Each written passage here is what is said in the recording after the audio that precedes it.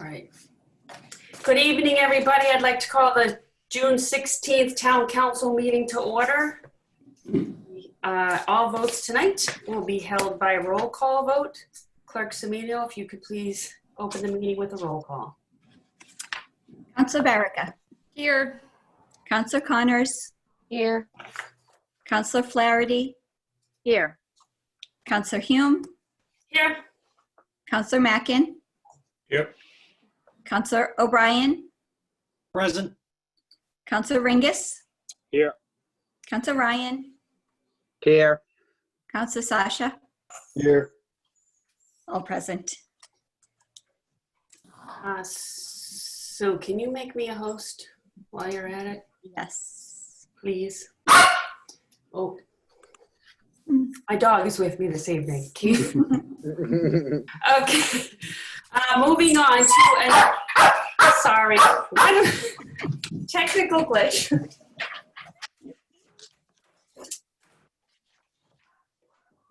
My kids are leaving. Sorry about that. See, life happens when we're in these Zoom meetings. So due to the recent events, as you all know, last meeting, the mayor, chief of police, superintendent of schools made a press release, a public statement on the incidents that happened in Minnesota. So I have decided in conversations with the mayor in his office and the police chief, superintendent, many conversations with counselors as well, that we as the council are going to be holding community conversations on racial and social diversity, equity, and inclusion. So tonight is just the announcement of that. Meetings coming in the future. We're going to have probably almost like a panelist type discussion where members of the public can come and talk, counselors can talk. We're going to have anybody, organization, I know there's some high school, college students who want to participate in this as well. But as I said last time, we need to start having conversations about this. And it's not going to happen overnight. It's not going to be one meeting. So this, we're going to be in, this is going to be, I don't have a timeline on it, nor do I want to, because if we even just keep this on the agenda in every meeting we discuss it, I think we need to, and we owe that to the residents of Braintree to do that. So there will be more details coming forward when we have the meeting schedule set up, whether hoping we can do this when we're back in the chamber so people can come in person, as well as it is that we have these Zoom meetings, and they've been easy for some. We've had actually more people in attendance via the Zoom meetings than we've ever had when we are in chambers, other than we have, you know, the big hot topics of discussion that have taken place at Town Hall. That obviously draws a big crowd. So I'm hoping this is going to draw a big crowd and create some dialogue and some discussions and get people talking and thinking, because I think Braintree, we can only improve, and I think we need to have these conversations. So we will be collaborating with the mayor's office on that. I know the mayor is not with us tonight. He is still recovering from COVID-19, as I'm sure you all are aware. He made that announcement, so we wish him all well. Solicitor Taub, I don't know if you want to add anything on behalf of the mayor's office, and I apologize if I'm putting you on the spot on that. No problem. I thank you, Madam President. I just would suggest that we agree that conversation and dialogue is incredibly important on this topic. And so we look forward to participating in this long-term conversation. Hopefully, like you said, once we can do so in person. I think that's really important to make sure that everybody who wants to participate has an opportunity to do so in a meaningful way. So we look forward to getting these conversations going. Yes. And if any member of the public has any, I know people have been reaching out to their district counselors. If anybody has anything they want to add or want to speak to me, you can call me at 781-794-8278 or email shume@braintreema.gov. If you want to send something to all the counselors, it's towncouncil@braintreema.gov. All 9 of us will get that, along with our clerk of the council, or you can always call the town clerk of the council office and talk to Sue Semino on that. Sue sets our agenda. Another announcement, I want to wish all of our Braintree High School class of 2020 seniors a happy graduation. They had a unconventional graduation this past weekend, but I have to say from the pictures and videos, Braintree Public Schools, as I knew they would, outdid themselves. And I heard so much feedback from so many of the parents that they were absolutely thrilled. And this class can say they're going to get a graduation like no others. Now that doesn't say that they've lost out on a lot, which they have. They didn't get to do a lot of the things that they normally would have, but the graduation was truly amazing. There's lots of videos and pictures out there. So well done to Braintree Public Schools. But again, congratulations to all the seniors. We will be doing something for them that will be coming out shortly. With that, does any other council have an announcement? Seeing none. Okay, moving on to approval of minutes, May 26, 2020. There was an adjustment to the minutes. I hope all of you just on the beginning portion that Sue emailed out earlier. So with that adjustment, is there a motion to approve the minutes of May 26, 2020? So moved, Madam President. Second. There's been a motion made by Councilor Ringus, seconded by Councilor Ryan. Clerk Semino, roll call, please. Councilor Barica, Yes. Councilor Connors, Aye. Councilor Flaherty, Yes. Councilor Hume, Aye. Councilor Mackin, Yes. Councilor O'Brien, Aye. Councilor Ringus, Aye. Councilor Ryan, Yes. Councilor Sasha. Yes. 9 in favor, 0 opposed. Thank you, that is unanimous, Clerk Semino. I do want to jump back if I could to, excuse me, under announcements. It's been a lot of questions of what the Braintree Police are doing and a lot of people reaching out to the Braintree Police. So the Chief of Police, Mark Dubois, did send me a letter dated June 15th, which I have shared with all the counselors. If anybody from the public wishes to get a copy of this, they're more than welcome to, but I just want to read it. It goes into the training that they've had, what they've been doing to address the issues at hand. Dear President Hume, in light of the national discussion on police reform and concerns over police policy and practices, I wanted to provide the council with information regarding a variety of topics involved in this discussion. Over the last several years, the Braintree Police Department has developed and instituted a majority of policies required by the Massachusetts Police Accreditation Commission, the MPAC, while working toward full accreditation. The MPAC's accreditation program is a voluntary process designed to ensure Massachusetts police departments are meeting the best practices for law enforcement. The MPAC has 2 credentialing programs, certification and accreditation. The certification program consists of 159 standards, all are mandatory. The accreditation program, the higher of the 2, consists of 382 standards, 257 of these standards are mandatory, 125 are optional. Our department expects to begin the formal accreditation process sometime in the next several months. Some of the relevant policies we already have in place are fair and impartial policing, interacting with the transgender community, internal affairs, professional standards, law enforcement role and authority, mission statement and code of ethics, reporting and investigating force, and use of force. All approved department policies are posted on the police department's website under forms and reports for public views. That can be found at braintreema.gov/876/department-policies. Regarding our use of force, the UFO policy, the first sentence states, quote, "The Braintree Police Department, BPD, places the highest value on the sanctity of human life, safety of its officers, protection of the public, and respecting individual dignity," end quote. The UOF policy also mandates de-escalation. Specifically, officers are directed to use de-escalation techniques whenever possible before resorting to using physical force. Additionally, the UOF policy states that, quote, "Officers have a duty to intervene to prevent or stop excessive force," end quote. The use of chokeholds and or strangleholds are not authorized and have not been included in the Municipal Police Training Council's, MPTC, force continuum since approximately 1980. In my almost 30 years of police experience, I have never used or witnessed another officer use a chokehold or stranglehold technique. Additionally, our UOF policy states, quote, "The department does not authorize the use of neck restraints or other similar weaponless control techniques with the potential for serious injury, except in cases of imminent death or serious injury," end quote. Furthermore, our UOF policy contains a reporting requirement that all officers notify our supervisor upon using force and must also complete a departmental use of force report form.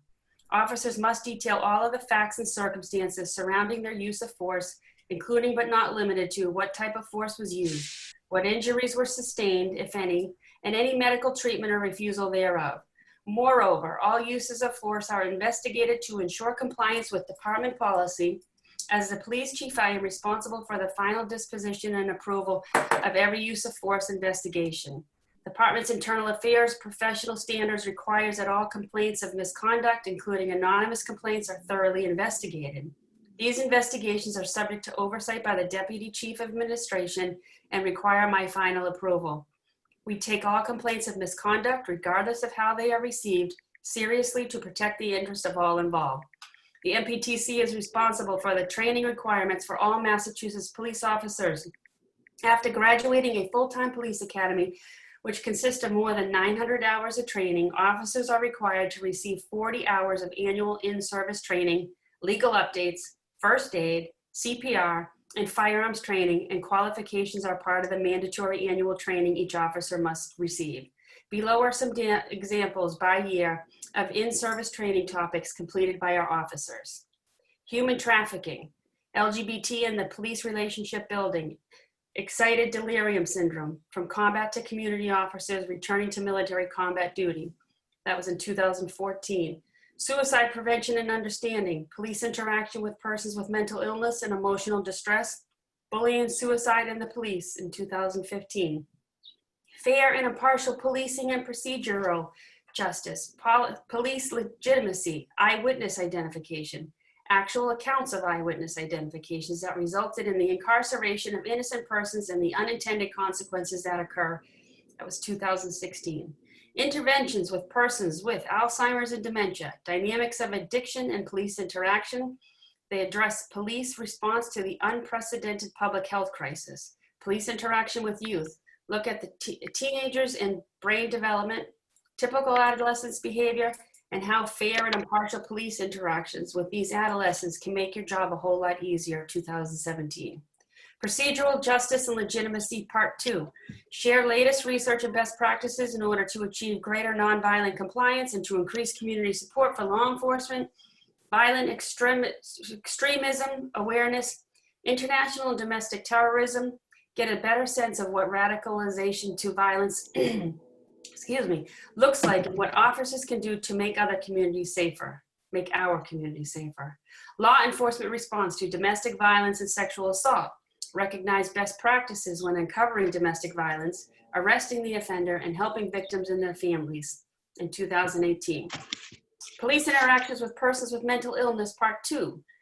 Integrating communications, assessment and tactics, ICAT. Legal updates in the Criminal Justice Reform Act, a multidisciplinary response to active shooter hostile events, 2019. You should also know that the BPD has always exceeded the minimum training requirements by the MPTC.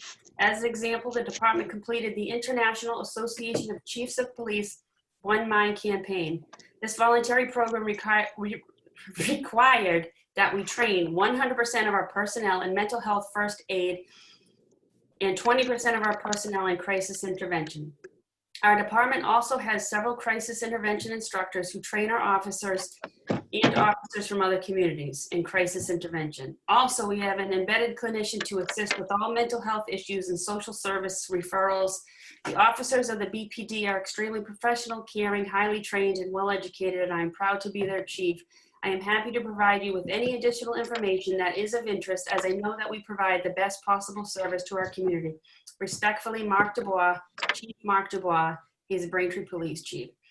So that's a statement coming out from him. As I mentioned earlier, he will be with us in the future as part of these community conversations as well as many others, and I apologize for not reading that earlier. With that, we will be moving on to communications and reports from the mayor and town boards. 01220 Council President COVID-19 update. So we're going to get a COVID-19 update, and with that we have the phase 2 update, which is the restaurant outdoor seating. So I'm going to turn it over to our Chief of Staff, Nicole Taub, for an update on that. Thank you, Madam President. Just starting with the latest in numbers, we had two new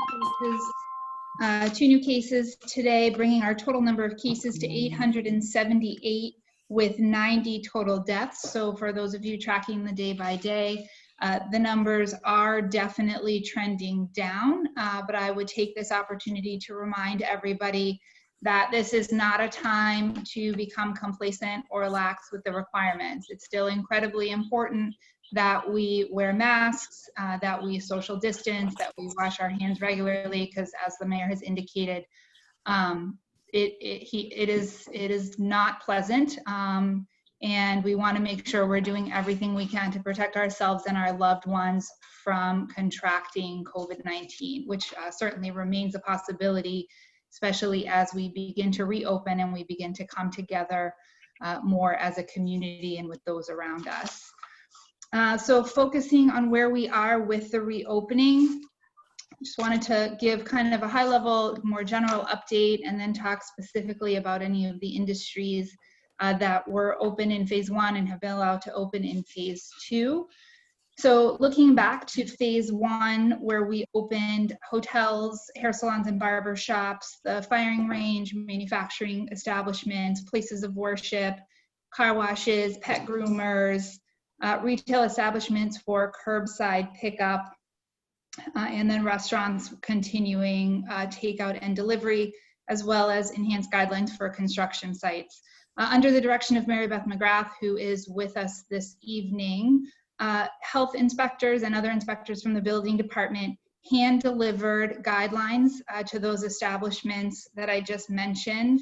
They also emailed guidelines and made follow-up phone calls to retail establishments and restaurants. And then when they were performing site visits at construction sites, they provided guidelines and answered any questions that existed. So I think everybody knows by now the town has created a link on its webpage that's dedicated to matters relating to COVID-19, which can be linked to directly from the homepage, braintreema.gov. And that provides not just the Board of Health updates, the daily updates with the numbers, but also helpful information from various town departments and resources, both locally and at the state level, for residents in our local establishments. There is also a link to from that page that is specifically related to the reopening guidelines, and that is broken down by phase. And so for phase 1, you can link to all of the state and local guidelines that were issued for those establishments for complete copies. You can also do the same thing for phase 2. As we prepared for phase 2, on June 4th, restaurants received guidelines from the health department via email with follow-up phone calls to confirm receipt. That included a whole host of information, including the state's guidelines, the safety checklist, the template safety plan, and the safety standards and COVID checklist that the state had issued for restaurants as they began to offer outdoor seating. It also provided restaurants with a copy of the governor's order number 35, which set the standard for what the process would be for outdoor seating, including the modifications that were made at the state level, and indicated that any establishment that was interested in expanding an existing liquor or common vic license to contact Clerk Jim Casey or Deb Starr in the clerk's office. So a copy of that guideline and all of the accompanying state documents is also on the phase 2 reopening plan page on the town's website. Additionally, in anticipation of phase 2, the inspectors hand-delivered guidelines regarding close contact personal services, which are scheduled to open in phase 2, step 2. That includes our nail salons, our massage parlors, aesthetic services, and things of the like. and also reached out to the retail establishments for the updated protocols for their operations as we continue through phase 2. In addition to the businesses, we also have been working with our youth and adult sports and recreational camps in town. The town did cancel its sponsored programs, but has opened our fields for use by these organizations. So we have shared with them the state's guideline that is specific to operating these camps as we open this summer. I would note that for those organizations, they do traditionally have to sign some type of agreement with the town, and this year there will include a specific COVID-19 waiver for use, acknowledging all of the requirements related with kind of outdoor play, including, again, masks, the maximum number of people that can gather, the requirement to social distance between groups, and other things of that nature. The town has also opened playgrounds, tennis courts, and basketball courts. And under the direction of Nelson Chin, the team is working hard to get all of those open back to full capacity. We expect that all nets will be replaced for tennis and basketball, all swings will be untied at all of our properties by the end of this week. Guidelines, which are also posted on the town's website, have been displayed at all of our fields, parks, playgrounds, and courts. Again, just reminding folks of the guidelines for use of any of these properties, again, including masks, social distancing, carry in, carry out if there's no trash receptacle, and other kind of location-specific requirements. And then I'm just looking at my notes to see. We also, as part of the, not just the reopening, but as part of the entire kind of COVID-19 process, several department heads and departments, myself included, as well as the mayor, participate in regular conference calls. We are on a variety of listservs that cover everything from reopening town buildings, bringing your employees back, opening fields, and managing kind of local businesses.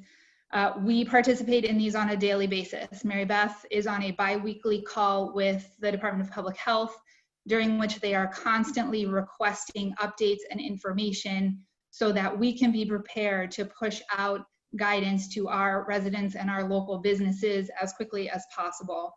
At this point, what has been happening is we are receiving the information in real time along with the public. So there's no inside track that we've been able to get on to help us push information out.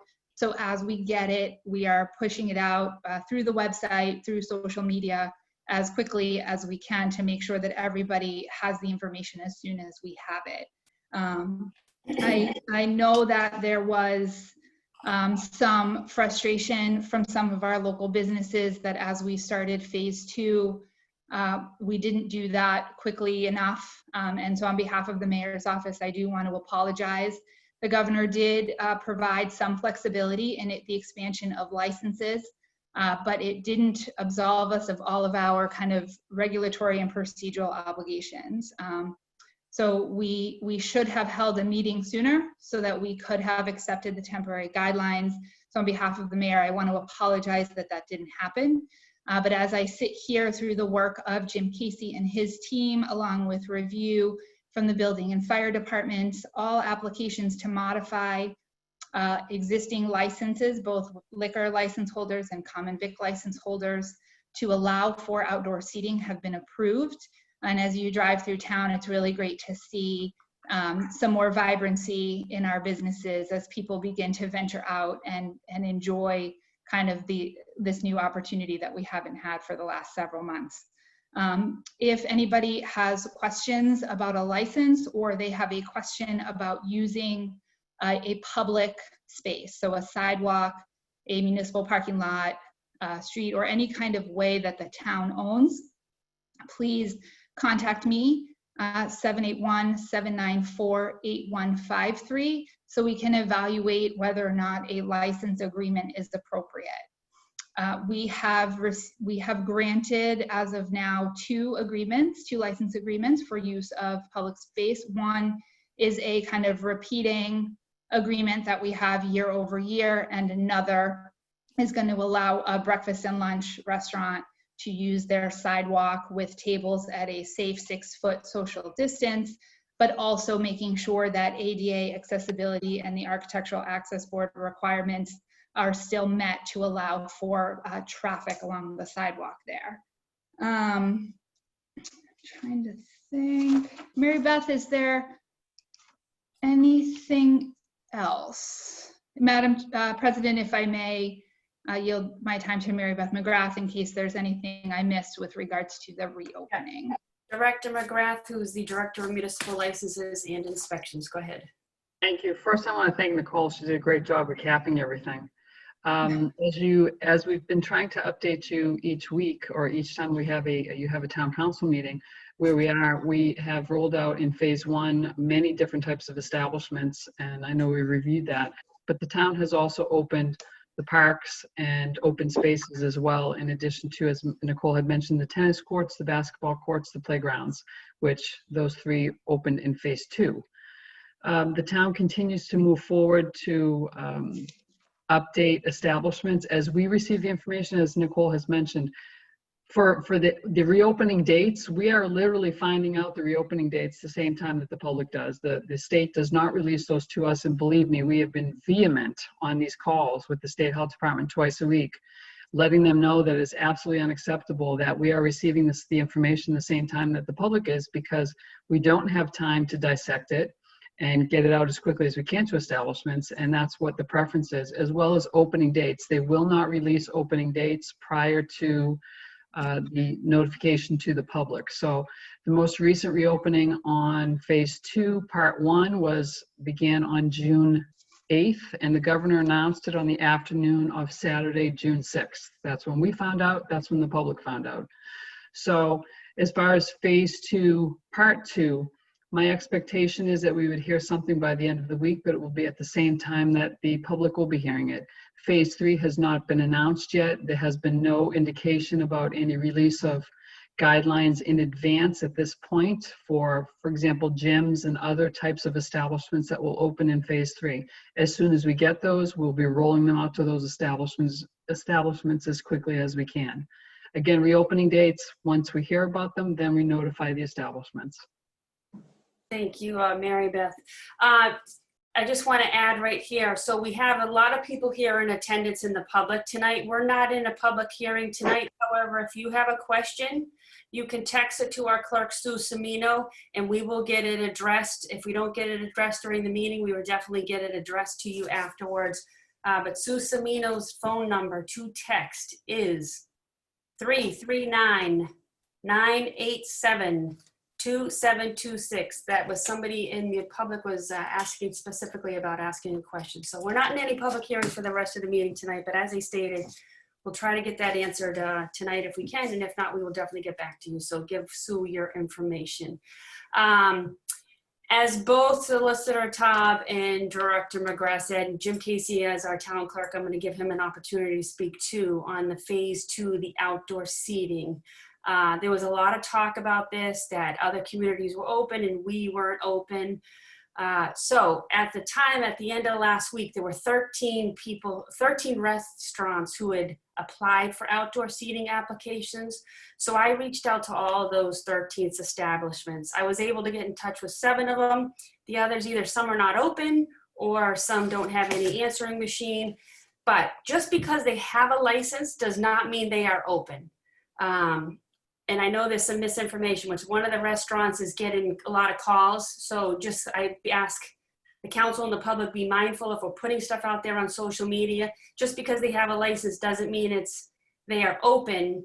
I will give you an update right now of those businesses that I did talk to who are open and what their plans are. Then I'm going to give you a list of feedback. I'm not going to say specifically what the restaurants, who it's attributed to, but I think it's important for us to hear what everybody had to say, and those comments aren't going to be in any particular order, but this was in order of how I received them. So Southside, they are open with an outdoor seating. El Serape, they are not open yet. They are open for takeout only, do not have outdoor dining. Foursquare does not have their open outdoor dining yet. Probably middle of this week they will be open. Fazio's, they have takeout and outdoor seating Wednesday to Saturday. So they're open for both Wednesday to Saturday, dinner only. They're not open the rest of the week. Crossroads, that was a relatively new restaurant that opened shortly before this pandemic. They're not open for outdoor dining yet. They're sitting on tables and chairs. Braintree Brew House is open for both takeout and outdoor dining. Jake and Joe's, they are open for outdoor dining as well as takeout. That I believe is all 7 of them. The other restaurants who have licenses are the 99, Uno's, 110 Grill, Landing Pub, which is Bates, TGI Fridays Chateau, and then after this list, Widowmaker and Bertucci's. All have been granted licenses. Again, that does not mean they are open. So here's some of the feedback that I got from all of it. Again, this is in no particular order.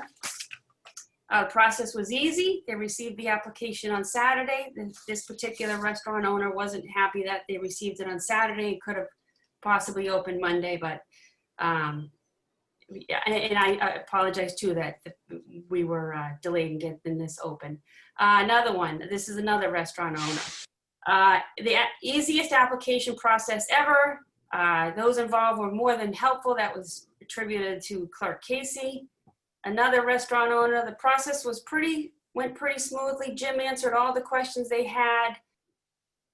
Another restaurant owner, worst I've ever dealt with. They're not happy they couldn't open on Monday. Another restaurant owner, process was easy.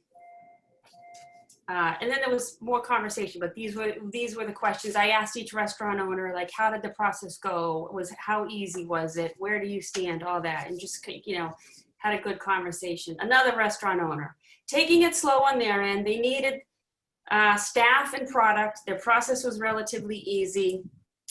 Another restaurant owner, they're looking for updates on indoor dining, which I know, as Mary Beth and Nicole just stated, that's going to be coming. But if we can do everything we can to get this information to our restaurant owners as quickly as possible, that would be great. And then another restaurant owner, everything went fine. The delay can't happen on the next phase for indoor dining. And that was all the comments. Like I said, all the other restaurants I could not get in touch with, there was nobody either there or they're not open for business. But that's just to give you an update. Because as we said, the council in the beginning of this whole pandemic, the small restaurant owners are going to be the hardest hit, restaurants in particular. They could open for takeout, but as many of them were saying, without knowing what the state was doing, do they order product, and their product's different than any other business because it's fresh food, and if they will order and it goes bad, they're out money, which they've taken big losses anyway. So with that, I'm going to turn it, Solicitor Taub, do you have something to add to that? Then I'm going to go to Clerk Casey. Thank you, Madam President. You reminded me that I did want to mention kind of the process as we anticipate phase 2, step 2 with indoor dining for restaurants. There have been a lot of questions about if there's going to be an additional license or inspection requirement for these establishments, and generally the answer to that question is no. The guidance that was provided to restaurants back on June 4th was the general phase 2 restaurant operation guidance. And so the safety protocols and the plan and the certification and the checklist we anticipate are going to apply to the indoor dining component of restaurant operations. So for those restaurants that have been operational, there will be no additional inspection or license requirement. For those restaurants that have been closed during this time, the inspectors have already begun the process of reaching out to those establishments so that they could stop in and just check the equipment, make sure things are operational and safe and healthy, because the example that was given to me, if you're not operating and you're not cleaning your equipment, one potential outcome is your grease traps aren't being cleaned out, and the contents of those would solidify and create, for lack of a better term, a mess when you are prepared to begin your operations again. So under Mary Beth's direction, the team has already been in touch with those establishments that have been closed so that any necessary inspection or site visit is done when we are cleared for phase 2, step 2. but there's not going to be an inspection or COVID-19 inspection requirement. Instead, like the other businesses that have opened, they're required to have a safety plan in place. And if the health department gets a complaint that is COVID or other COVID related or otherwise, an inspection would be initiated, at which point somebody would visit the establishment and review those protocols and practices to make sure that the COVID-19 restrictions are being complied with during operation. So I would expect that as soon as we get the go-ahead, there will not be any necessary intervention on behalf of the town that would need to occur before indoor seating could begin. Thank you, Solicitor Taub. Clerk Jim Casey, and then I'm going to go to Councilor Sasha after that. Okay, thank you, Madam President. In Braintree, we have 51 active Section 12 liquor licenses. These are restaurant owners or businesses that can operate in our town to sell alcohol beverages. 14 of those restaurants already have an outdoor seating license to go with their liquor license. They have applied for those licenses over the last several years.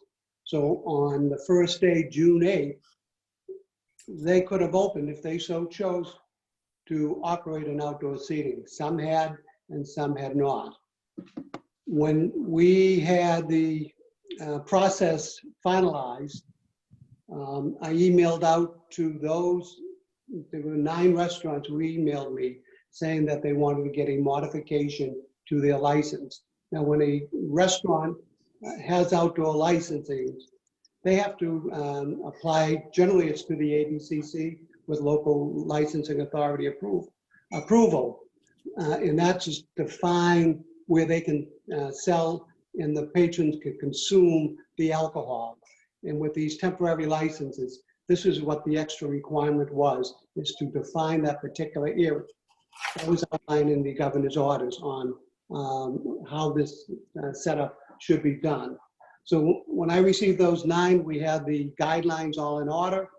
I emailed out each of those restaurants an application kit, which asked them to fill out their information, give us a diagram of what their proposals are, how they were going to access the building for the server access to serve the food, and well as for customer access. So they, because there was a requirement, customers inside these outdoor areas had to have access to the restrooms.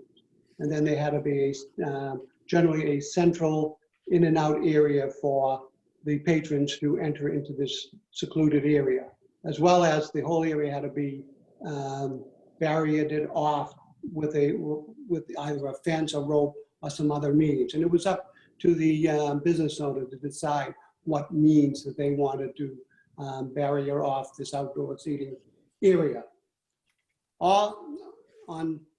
Over the weekend, by Sunday, I had just about all 9 applications back that they wanted to operate. So on Monday morning, I went out and I visited all of these 9 sites. I spoke with many of the business owners to go over their plans, adjust some plans based on some of the things I observed to make sure that they met the social distancing guidelines as required, that there was a direct access into the building for the patrons, and they met all the requirements. And then by the next day, we had our scheduled licensing board meeting, and with the guidelines that were approved by the mayor, the intent was to give the chair of the licensing board administrative approval of the applications to expedite the licensing process. Otherwise, we would have had to post the meeting for 48 hours and it would have delayed the whole process. There was an amendment during the meeting that requested that both the fire department and the building and health department inspect the properties before the license were issued, or they were to review the applications in addition. And that added, there was a time frame that they had to complete that review within a 24-hour period. After our meeting on Tuesday on the 9th, I got to give credit to both the fire department and to the building department. They met the timetable that by the end of the same afternoon, they were getting back to me with some of the approvals. I contacted each of these 9 individuals at 11 o'clock in the morning when I got the final one and informed them that they could begin operation of their outdoor seating area as of that email. I sent them a temporary email license so they could post in their window. And then on Thursday, I went out and I hand delivered their licenses, as long as all the guidelines that the town solicitor had stated were on the website, to ensure that they were all familiar with what the rules and regulations that go along with this temporary license. On Monday, we received 4 additional applications. Those were reviewed, and some of the reviews required a lot of callbacks or email communications, because some of the requirements required the landlord to get permission, the tenant to get permission from the landlord. In one of the cases, the town solicitor stated that this restaurant had a kind of an agreement with the town, which they had in the past, that they had to sign. That restaurant. Clerk Casey, I don't mean to cut you off. I don't think we need that much level of detail. So everybody who's submitted one so far has received it, correct? Not at this point. We received 13 of them. Those were all approved. I received 3 additional licenses or applications. On yesterday, 2 have received their application kits. They have not returned them at this point in time. Okay. They were emailed and one was sent in. As soon as we get them in, they will be processed. Okay, great. With that, I'm going to turn to Steve Shasha. Counselor Shasha. Thank you for being so patient. Go ahead, Counselor Shasha. Thank you, Madam President. Just a quick question for clarification. I wasn't sure if I heard you correctly. Did you say that we were having no public hearing at all tonight? There's not a public hearing tonight. And why is that? I mean, is Nothing requires a public hearing. There's nothing on the agenda for a could we public. allow the public to speak? Because I can see from the messages. Well, we're taking care of the questions, Counselor Shasha. It's our address in a minute.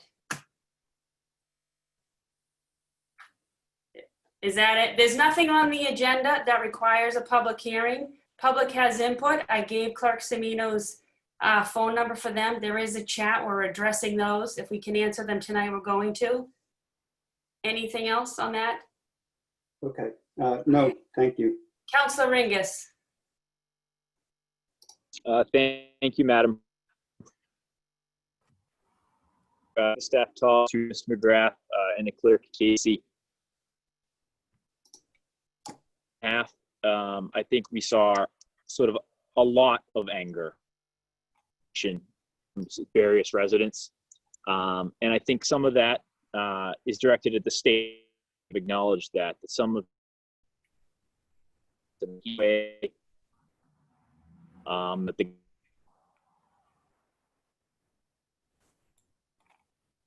I can't Madam hear you, Dave. Chairman, I can't hear him. Is everyone else having trouble hearing him? Okay, we cannot hear you. Nobody can hear you. I think we're losing you because your picture's like... All right, I'm going to jump over to Councilor Baraka. Councilor Ringus, if you can hear us, there's something going on with your connection. Councilor Baraka. Thank you, President Hume. I have a follow-up question for Mary Beth, I believe, and well wishes to the mayor too. Thank you for being here, Nicole, tonight. What is the plan? I've gotten several inquiries from residents on the library and resuming at least curbside pickup at the library. Can you speak to that, Mary Beth? Thank you. Sure. I know that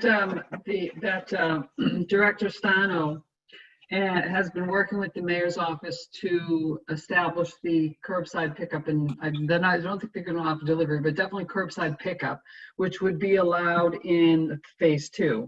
So I know that that's being processed. I know that they were working with the staff to try and get everything in order in the library. And then at some point in the near future, they will be allowing for The curbside pickup. I take that back. Curbside pickup is allowed in phase 1, but I know that the staff needed time to get the library in order to be able to do that.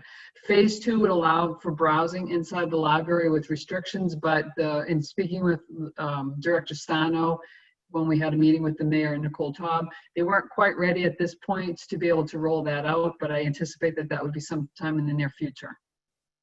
Thank you. And you'll, as per you've been doing, you'll post it on the town website when curbside is back in action?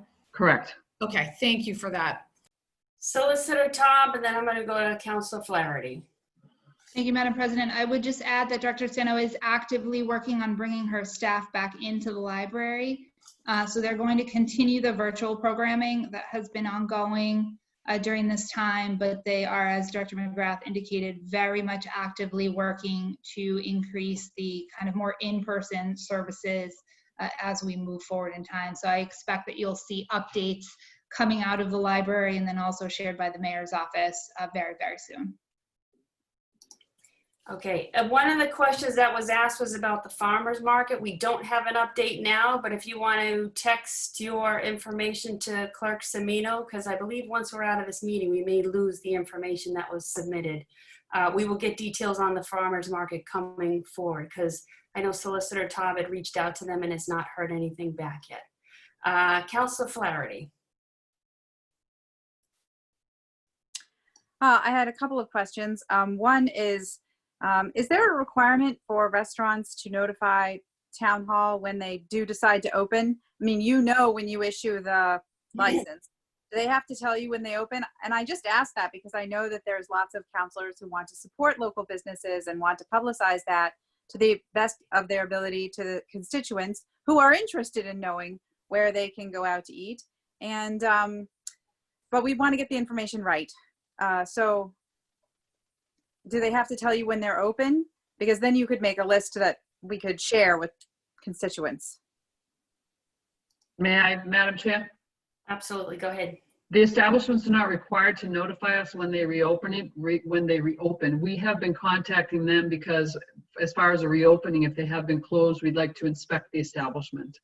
So what's happening is when they are doing that, they still don't have to identify for us when they plan to reopen, because as you can imagine, they have to stock and supply the establishment and make sure they have enough employees on hand to be able to provide the service for the restaurant. So the best answer I can give you is no, they are not required to provide an opening date. Okay, and then I have a second question. Regarding some constituents have asked when town council will be able to have meetings in person once more at town hall.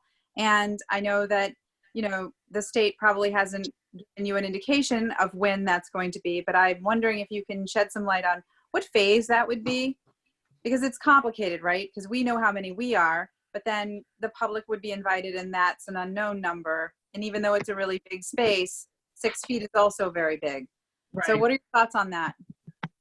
So, excuse me, based on the governor's reopening plan, large capacity venues used for group or spectator events, which this could fall under, would be considered in phase 4, which I have no date at this point for phase 4. All right. Good enough. Okay. There was a question on repeating Sue's information. If you are in via, not on a phone call, you can view her information and our contact information in the chat. For those who are calling in, if you want to text Sue Semino 339-987-2726, any questions in your contact, take it back. I'm going to get back to Councilor Ringus and then I'm going to go to Councilor Connors because Councilor Ringus is back with us. Sorry about that. Can everybody hear me now? Yes. All right, perfect. So I just wanted to jump to some questions and I'll make my sort of statement at the end. And I want to again thank Chief of Staff Taub and Ms. McGrath and Claire Casey. Some of these questions I sort of have gotten from various individuals in town, and some of them were answered. So I apologize if I sort of retread, and I know I was out of the meeting for a couple minutes. But if I missed something, I apologize for that as well. So I think this one through the president to Chief of Staff Taub. You mentioned in terms of courts and playgrounds that most of the basketball courts, I know the announcement sort of went out that courts last week, the courts are going to be reopened. a couple neighborhood folks have reached out to me because there's some hidden courts throughout town. Is the belief that all of the impediments to playing will be removed from all those courts within the next couple of days? So if you bear with me for a second, I can give you an update. So the basketball rims at Foster School and at South are set to be reinstalled as the boards covering the hoops were tampered with while the courts were closed. The boards covering one hoop at Ross Elementary School needs to be removed. Otherwise, all basketball hoops have been restored for use. And that's based on information received from Nelson Chin earlier today. Okay, and kind of on that same vein, again, the playgrounds were announced as being open last week, and you kind of touched on it in your previous comments. I know some swings had been removed. Do we know what the status of most of the playgrounds in town are? Yep, so currently 3 out of 4 toddler swings at Madalena Park remain tied up, and 1 of the 2 toddler swings at French's Common. Otherwise, all swings have been restored for use.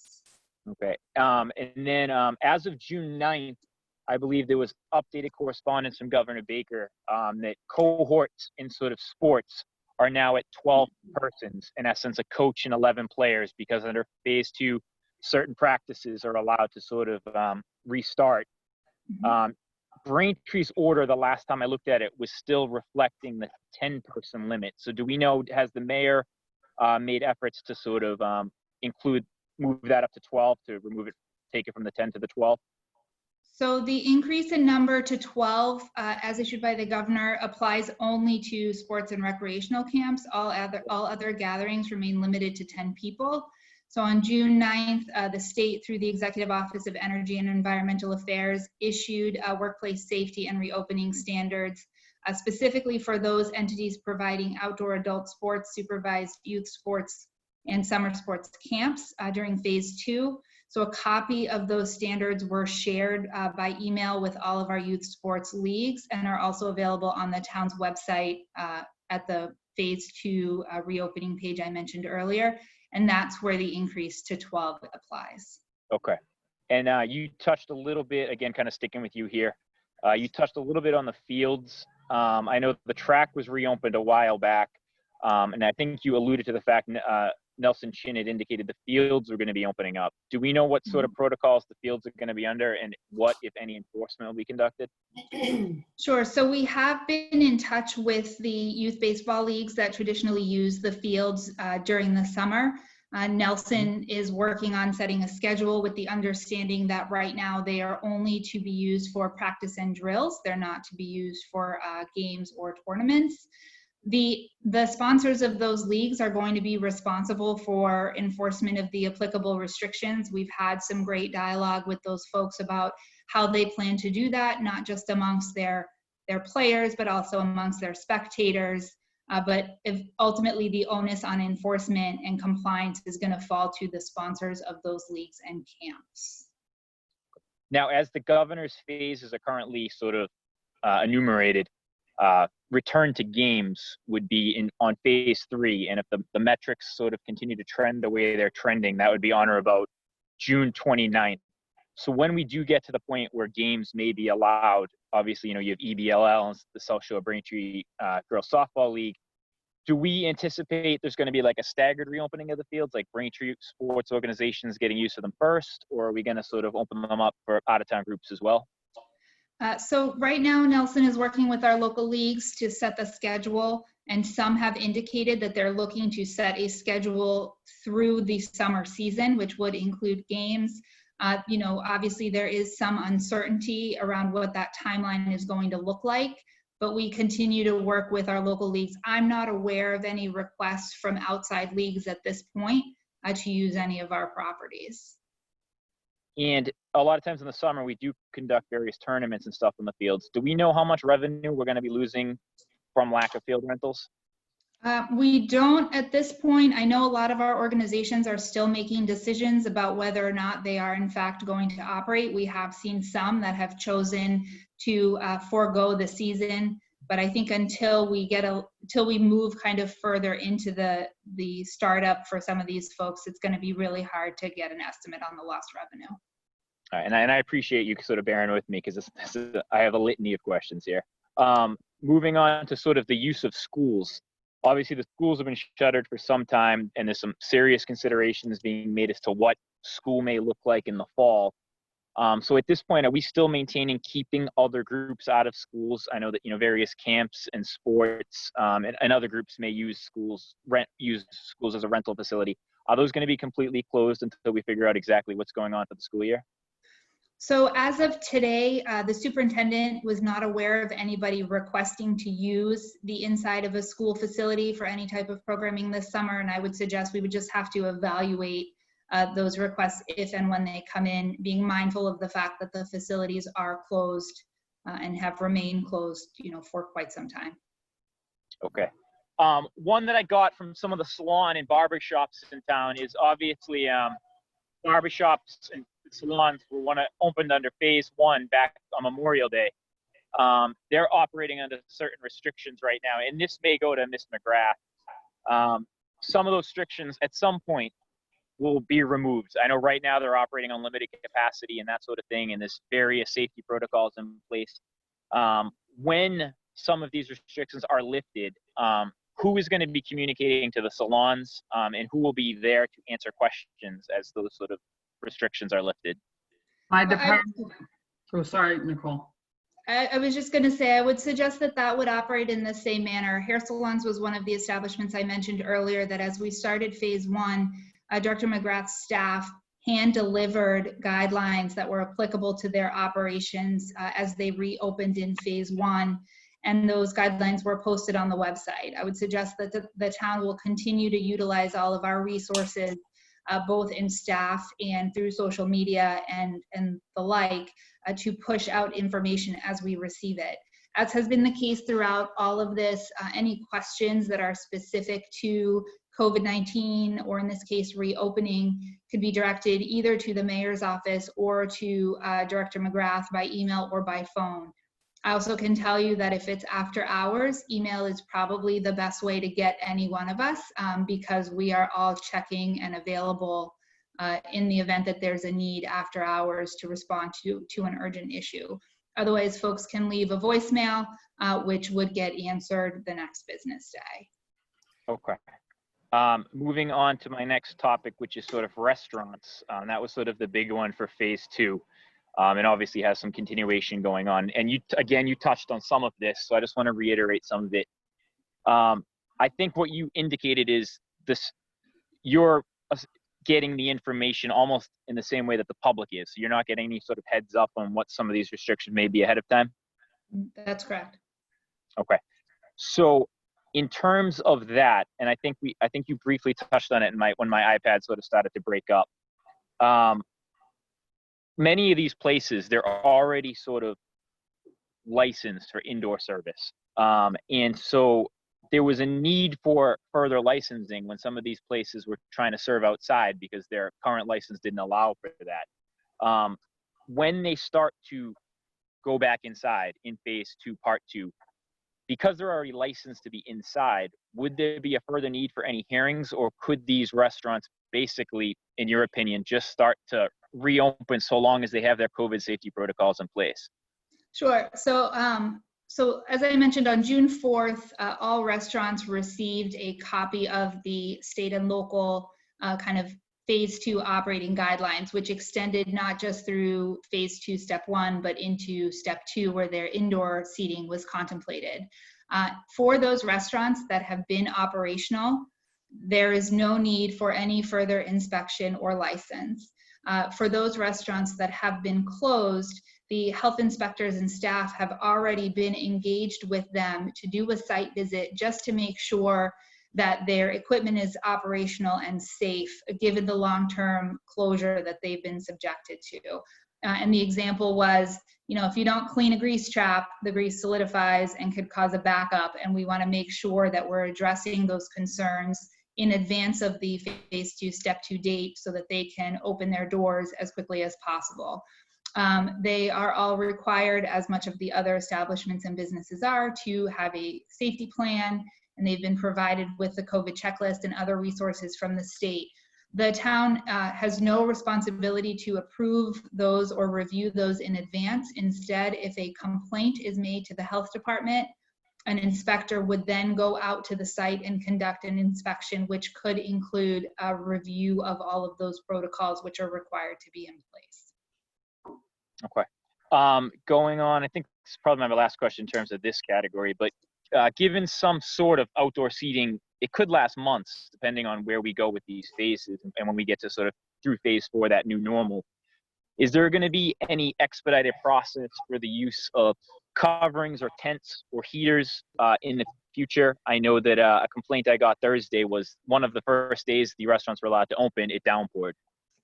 So is there any sort of, would there be further licensing required to put a tent in? And in terms of heaters, as you know, as we hit, obviously we're hitting the summer right now, but if this continues into the fall, there may be a use for sort of a need for outdoor heaters. Is there any sort of consideration to that?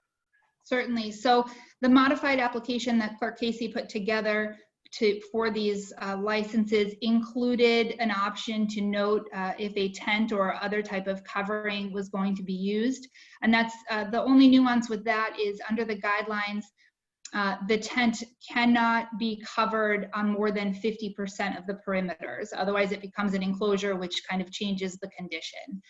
If an establishment is looking to add a tent or heater, I would suggest that they contact Clerk Casey, who then in collaboration with the building department and the fire department will review the requested modification and turn it around in the same 24-hour period that we've applied to the existing modification requests.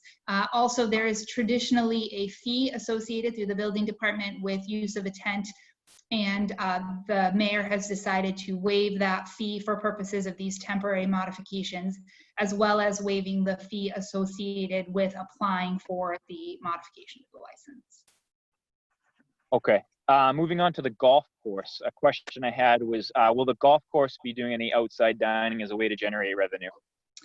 So when the golf course was clear to open, they brought in all of the tables and chairs from the deck as required by the governor's order.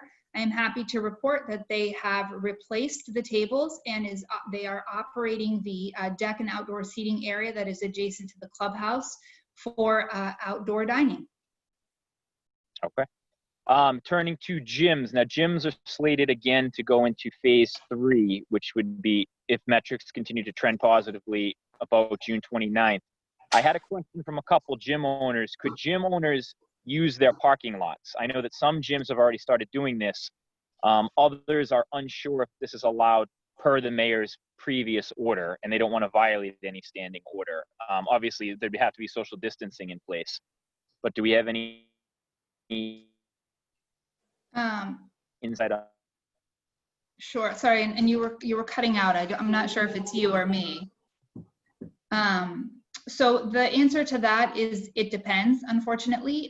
Some of these gyms have a special permit which subjects them to certain conditions. And so when the state issued the order on restaurants and outdoor seating, it specifically waived all applicable zoning and special permit conditions that might apply to outdoor seating.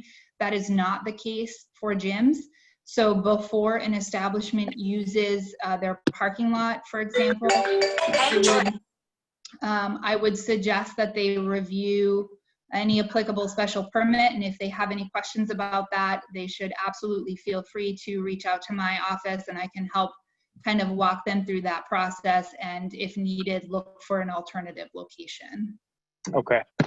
And then in terms of, kind of lost my spot here.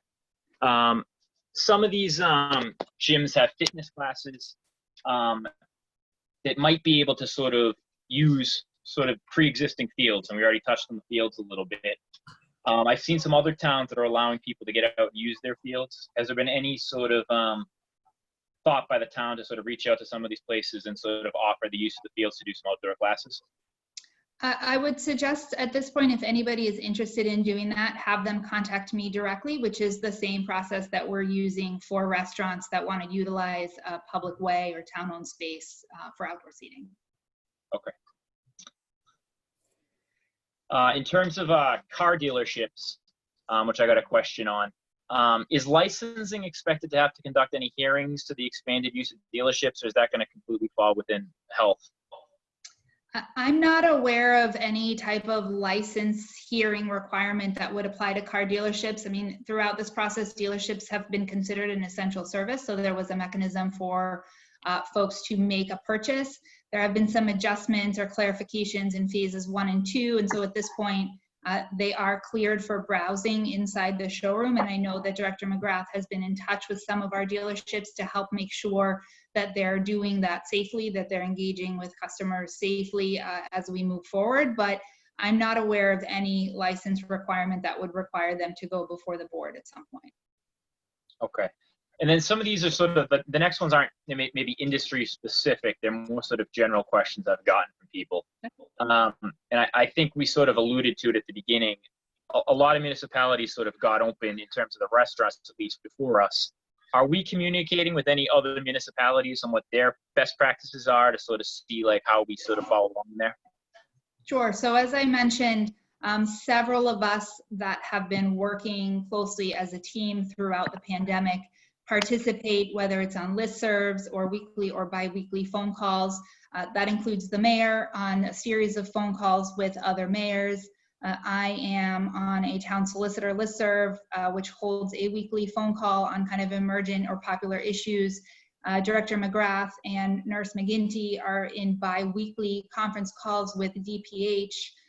Karen Shanley, Human Resources Director, is also on an HR-based listserv. I believe that Ed Spellman is also on a finance-based listserv. So several of the department heads, and there are probably more, to be honest, are in regular communications with our counterparts in other communities and sharing forms and ideas and practices as we all move through what is a new issue for all of us. And I think my final question is kind of going towards, again, that sort of community outreach from the town to sort of help out. I know Boston's closed off Hanover Street for restaurants. Plymouth's closed their sort of downtown center for restaurants and sort of other industries as well. Quincy's closed off Cottage Street. Is there any thoughts of creating sort of a, I don't want to say festival, because festival would sort of mean a lot of people, but is there any sort of thought to using certain town areas for a vendor to sort of peddle their wares, for lack of a better word? Absolutely. That's something that the mayor and I talked about early on. And in thinking about logistics and operations and traffic, most notably, there was some concern with the impacts of making road closures, which is why at the time we decided not to go down that path. But certainly if there are ideas or suggestions, please send them my way. I'm happy to kind of pass those along to the mayor and continue to have those conversations. And actually, I'm sorry, I kind of lied. One more question. There was, I guess, at the outset of some of, prior to some, I think even phase 1 reopening, the mayor had conducted, I guess, some sort of a reopening Braintree Zoom type meeting to sort of touch base with various business owners. And I think the Chamber of Commerce may have been involved as well. Is there any sort of further sort of Zoom type meetings or any sort of virtual meetings that the mayor, when he recovers, or yourself may be running to sort of pump out information to some of these individuals? So we certainly are in kind of regular and continuous communication with a lot of our local businesses as well as our residents. As I sit here, I don't know that we have any specific meetings like that calendared, but I would be happy to go back and check with Services Coordinator Kate Naughton, who often helps us coordinate and bring those individuals together to see if we have any requests outstanding or if we have any meetings scheduled to that effect. All right, thank you. Sorry, Council Ringus. So to that point, I have to agree with Council Ringus. I think it would be very worthwhile, especially all these new license holders for the outdoor seating, to get together on a Zoom call and just talk about what's worked, what hasn't worked, to collaborate. Because I forgot to mention earlier, one of the conversations I had with one of the business owners, this came from when the council reached out to all these, the small business owners, in particular the restaurants, early on, to see what we could do to help, how to promote their businesses, knowing they would be the ones who were affected most by this pandemic.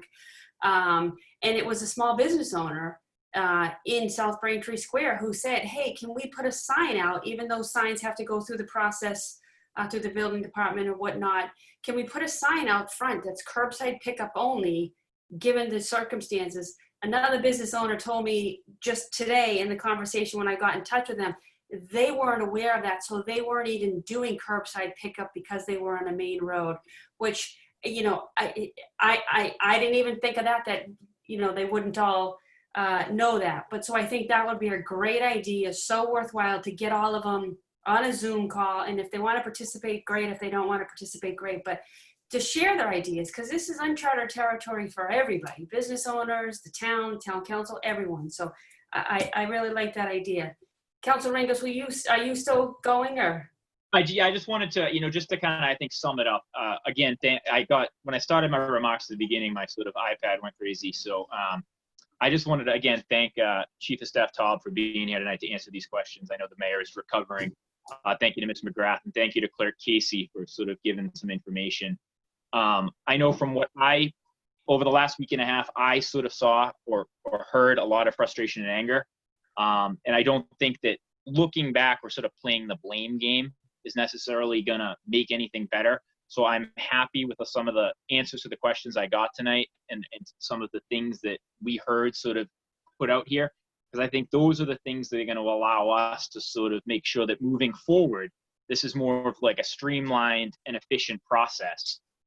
You know, the big thing that I think was, you know, that again, the state is releasing these things in kind of at times in a murky way.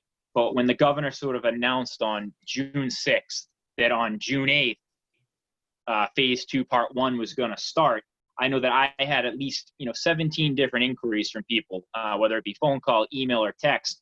And that came from, you know, various businesses. It came from restaurant owners. It came from a couple fitness professionals, 2 sports organizations, and then various residents. And they were looking for direction. And they had valid answers, and they were frustrated that they didn't feel like they could get those questions answered. And I think what we saw over the last week, obviously there was some discussion here tonight on the processes that went forward, but I think as people saw other towns opening up, I think that created more anger and that created a little more frustration. I think that, you know, businesses lost some money because they weren't able to open. You know, you saw people that count on tips who haven't maybe worked since March 16th. I know I talked to at least one waitress. She wasn't one of the restaurants who stayed open. She worked, you know, up in the landing, and her restaurant has been closed. So she lost out on income, you know, 4 days of income. And then also, you know, we just had the budget meeting. So I think the fact that, you know, there's 4 days there with that rainstorm that came in Thursday that we lost out on sort of meal tax revenue. So I'm happy that it seems like we have a plan going forward. I think we just have to make sure that we execute that plan. And again, I don't think one person is to be blamed. I think, you know, there's multiple people to blame, and that includes the council too. You know, every single one of us, including myself, we should have been more proactive. We should have been asking questions and ensured that these questions were answered ahead of time. So hopefully, we heard the governor announce yesterday that phase 2, part 2 is going to be announced again on Saturday, and most likely starting sometime next week. And then we have phase 3 starting on June 29th. So I'm glad that some of these questions were that, you know, some of these restaurants are going to be able to move forward.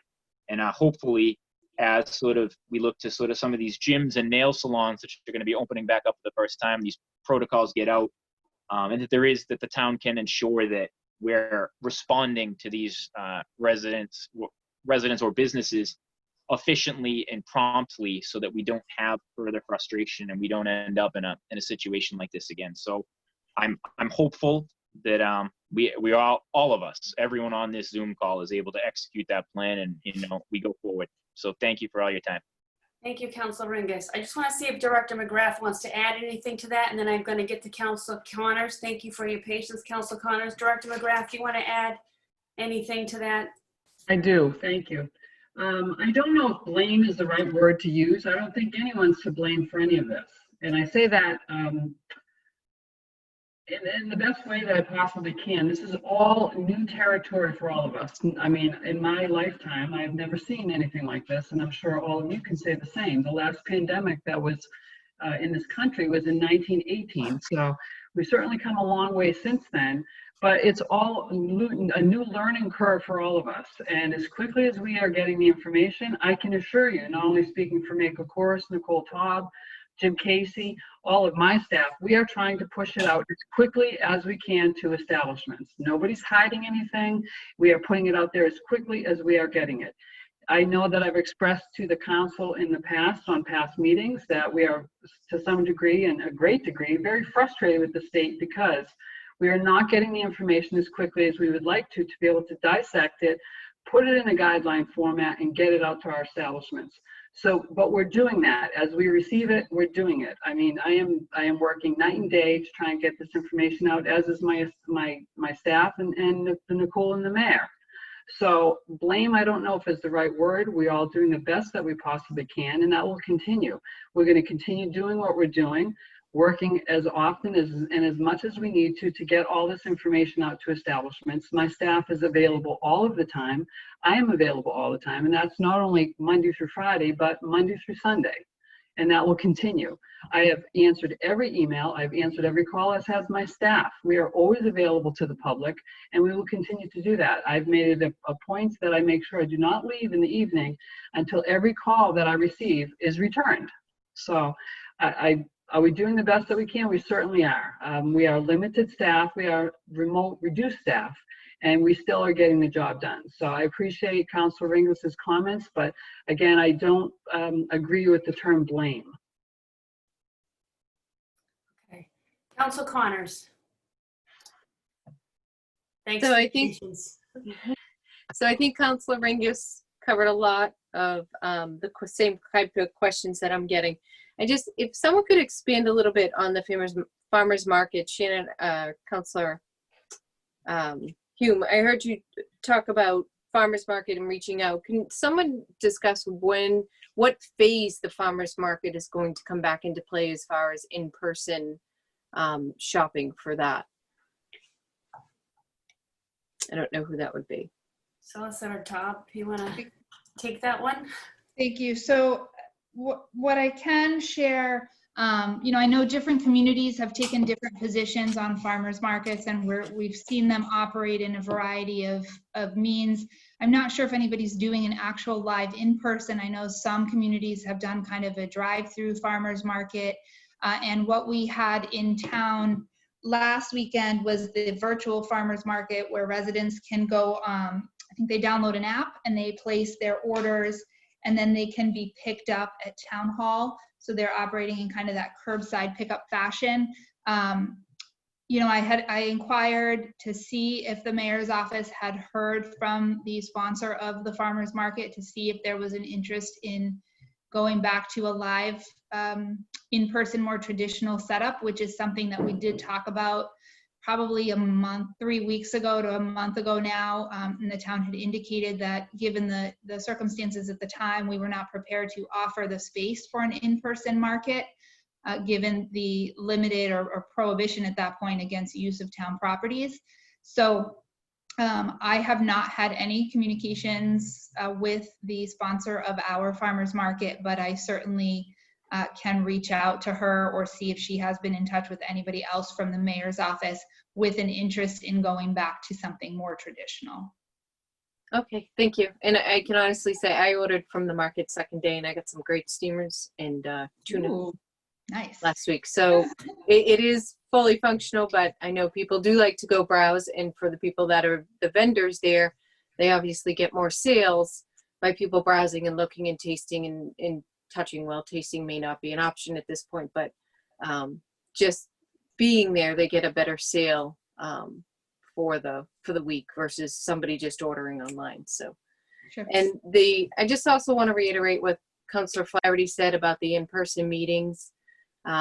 If those are going to be phase 4, my attitude would be the sooner the better to get these back in person, because Zoom meetings are great, but I did see the email or the thing come out about closed caption not being available with Zoom or having to do it in a different fashion. So there are limits to what Zoom can do, and in-person meetings are much more viable, as we all know. That's all I have. Thank you. Mr. Connors, that's come up before. We are going to get back to chambers whenever it is possible by the governor's order and safe for all of us. So thank you. I'm going to go to Councilor O'Brien and then Councilor Sasha. Councilor O'Brien. Thank you, President Hume. I'm going to digress for, well, I'll let whomever wants to make this answer. Early on, the CDC said that there would be an infection rate of 1 to 5 with COVID-19. Contact tracing at the state level, according to one resident, has been a ratio of 1 to 2, but the expected ratio was to be 1 to 10. Since we're doing our own contact tracing, or at least that's what I was told in the previous council meeting, do we have a ratio? And I know that's a data question. You may not be prepared for it, but it was put to me and I naturally don't have the answer, so I'm putting it to the powers that be. Thank you. Well, I'm not prepared with that data this evening. I can assure you that contact tracing at the local level by my department is continuing on a daily basis, but I don't have that specific information, no. Okay, I trust the contact tracing is working. You said it was and you're fully up to speed. So if you could get that, I would appreciate it. Thank you. Thank you, Councilor O'Brien. Councilor Sasha. Thank you, Madam President. Just to follow up on one of Councilor Ringus's points, I couldn't quite tell from what you were saying, Director McGrath, about the delay and if there was any of that that was caused by not enough staff. Because I know when that comes in at the last minute, you're overwhelmed with everything. Is there something we can do now or right before that we know that next stage is coming to kind of give you more help to make sure that next phase goes, smooth? Well, I don't believe that the issue was a lack of the number of staff members. The question, I believe, it's not necessarily that the restaurants were not allowed to open. Those restaurants that were opened continued their takeout and delivery service, and then when they were able to, once they received licensing board approval, were able to offer outdoor seating. Those that needed to have approved. Any establishments that already had pre-approved outdoor seating were able to operate effective June 8th, when phase 2 of the outdoor seating requirement went into effect. As far as going into the next phase for indoor seating, the establishments will basically roll right into indoor seating. They would be, once they're allowed to do it, they would be able to do it. There would be no restriction on waiting for us to do inspections because if they're already operating, they would be allowed to just roll right into the phase 2 of indoor seating, and once that's allowed, and continue their operation as long as they're meeting all of the social distancing requirements and the requirements set forth that have already been issued. It's my understanding that there are not going to be additional requirements put in place for restaurants for the phase 2, part 2, when indoor seating is allowed. Okay, so that kind of makes sense for restaurants, although there might be additional requirements, right? Is there spacing requirements that? So right now the requirement is that there be a minimum of 6-foot separation or distance between tables. It's my understanding, based on the information we received from the State Health Department, the guidance documents, that will continue to be the requirement for indoor seating. So it doesn't sound like there's much of a difference between what is being required on the outdoor that will be required on the indoor, except bars, if there's a bar in an establishment, it will not be allowed to function as a bar where people would be able to stand at the bar and socially drink. The only allowance for the bars at this point would be the bar within a restaurant would be that it'd be available for serving, picking up the beverage item by a server and bringing it to a table. Okay, thank you. And for gyms and the other things, the non-restaurant things, there's no anticipated deluge of work to be done that is going to set things back? Well, again, as soon as we get the requirements, and we hope that we get the requirements prior to them being released to the public, we can dissect, put our guidance documents together for those industry sectors and get them out as soon as possible. Much like we've already done for the close contact personal services, which are nail salons, massage establishments, and aesthetic establishments. That has not even been announced yet as to when they'll be allowed to open in phase 2, part 2. We anticipate that date coming hopefully within this week or towards the early part of next week, but they have already received their guidance documents because the state released them early enough to us to get them out to them. We're hoping and we anticipate that that would be the same that will happen for the future industry sectors that will be allowed to open in phase 3 and phase 4. Okay, thank you. Solicitor Taub. Thank you, Madam President. The only thing I would add to that, Councilor Sasha, is, as I mentioned at the beginning, there is a robust amount of information on the town's COVID-19 page.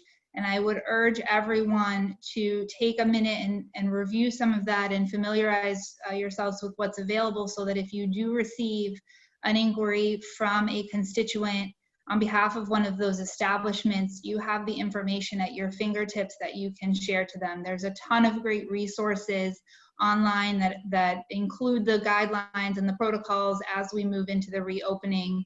And I think helping get the word out that that information is readily available and accessible to everybody would be a huge help and would go a long way in getting the word out as we move through the governor's reopening plan. Thank you. Any other questions from the council right now? Seeing none. Okay, we also have Representative Mark Cusack here with us tonight. Representative, thank you for being with us. I think you've been with us for each one of these, so we appreciate your attendance here. I'll turn it over to you for an update. Thank you, Madam President, and through to the members of the council and the department heads and the general public on this meeting. Just a quick update, just to go through a few things. Continue to watch the revenue numbers for the state. The end of May numbers, we are over 2.2 billion below benchmark for the year, a trend we think we'll continue to see. We are expecting tomorrow to have the mid-month numbers, which will start to capture some of the reopening phases and any bounce back we've seen locally or statewide. National numbers today was like retail saw a 17% jump. So we're looking forward to those numbers to get a better sense, because we are moving forward by July 1st with our first, which will probably be many 1/12 budgets for the state, is how we're approaching the budget this year, to get a better sense of the numbers and truly how big the hole is before we start spending and dedicating ourselves to spending. With the legislation, the Senate passed today the early voting legislation for all applications to be mailed to all voters, with 7 days of early voting for the primary, 13 days of early voting for the general election, and various other components to ensure that there's options to, everyone will have an option to vote or not, if they're not uncomfortable going to the polling place, or at least have the early voting, so there's no lines or a big crush at the polls. And hopefully minor differences between the two chambers on the bill, but we'll have those ironed out by the end of the week and hopefully signed by the governor by the end of the week, so that the Secretary of State and the clerks can start implementing this brand new system. It's going to take a lot of work, and with anything new, there's going to be bumps and kinks, and work those out. We're also working on police standards legislation. As you got updated at the beginning of the meeting from Chief Du Bois, we are ahead of the curve on most of this, thanks to our efforts to become fully accredited through the national accreditation process. That's just a quick update, but to share, listening, the frustration of communication from the administration, I'll be blunt, it's atrocious. It's unacceptable, and they simply don't care. We've been fighting them for 3 months to get better information out. Just to give you an example, they gave us a legislative briefing on the 4 phases 3 hours after he had his public press conference. So that's our constant fight with the administration. Just last week, they announced they'd have a press conference. For those listening, the administration at the state level, not at the town. Oh yeah, no, I'm sorry. We have people listening. I think we don't understand. The governor and the lieutenant governor and their secretariats have not been forthcoming to the legislature with any information. You saw that highlighted again last week when he announced I'll be having a press conference Saturday, and then he had a press conference to reiterate what he already said, and wasted a week where he could have been getting details out to the boards of health and to the towns, so they could be proactive in getting these businesses open. Like I said, it's been a 3-month battle with them. They don't even want to tell us when he's going to be having a press conference. So I understand the frustration. We're living it every day at the state. But I think what we've also learned with their rollout is they're not going to provide a lot of details or guidance to the towns or to these industries on how to open. It's really kind of punting it to the local boards of health, where standard stuff, like you mentioned, Mary Beth, the 6 feet separation of tables, no more than 6 per person, no bar service, stuff like that. And then the PPE and other health regulations, it's really going to be up to the local towns and the enforcement. And I think even coming up what is acceptable and what isn't. The state doesn't have the bandwidth or the capacity really to be enforcing on that. So just going forward, I would just say, you can pretty much guess for the most part what is going to be acceptable and what isn't, in terms of, the capacity, the spacing, PPE when you're moving about. So, working all together at all levels of government to try to help these businesses recover, one, for themselves and their employees, but also us in government, our budgets, is vitally important. But the communication from the Baker administration has been horrible, and they simply seem like they don't care because it's gotten worse, not better. So going forward with these phases, I would just caution that don't get optimistic that you're going to have a lot of detailed data or policies to implement. It's really going to be punted down to the cities and towns to do it themselves. Thank you, Representative. Anybody have any questions for Representative Cusack? Okay, seeing none. Any further discussion on 01220, the COVID update from anybody? Thank you. Okay, well, thank you all for in attendance for the in-depth information as always. We appreciate you all taking time out of what was already an unusually busy day. So thank you all. And for those who were in attendance, I believe you got all your information to Sue. We will reach out to you and get back to you if questions were not answered tonight. So thank you all for that input. Moving on to old business, there is no old business. Under new business 02220, Council President Powers and Sullivan, the June 30th, 2019 year-end reports. We have Mike Nelligan with us tonight from Powers and Sullivan. You were all given a copy of their annual report. And Mike, if you want to introduce who is with you this evening as well. Yes, good evening, everyone, and thank you, President Hume. My name is Michael Nelligan. I'm a partner with Powers and Sullivan, and Romina Mamelli is also my co-partner. We have 2 partners assigned to the Braintree engagement, which we do with most of our clients, and it provides an opportunity for 2 of us to be familiar with everything that goes on, just in case only one of us can make a meeting or something like that. So from a practical point of view, Romina has day-to-day responsibilities for the audit and report preparation and most of the testing. I take care of most of the planning, the overall management of the engagement, and reviewing of all of the work papers and the reports. So that's kind of how we divide up our responsibilities.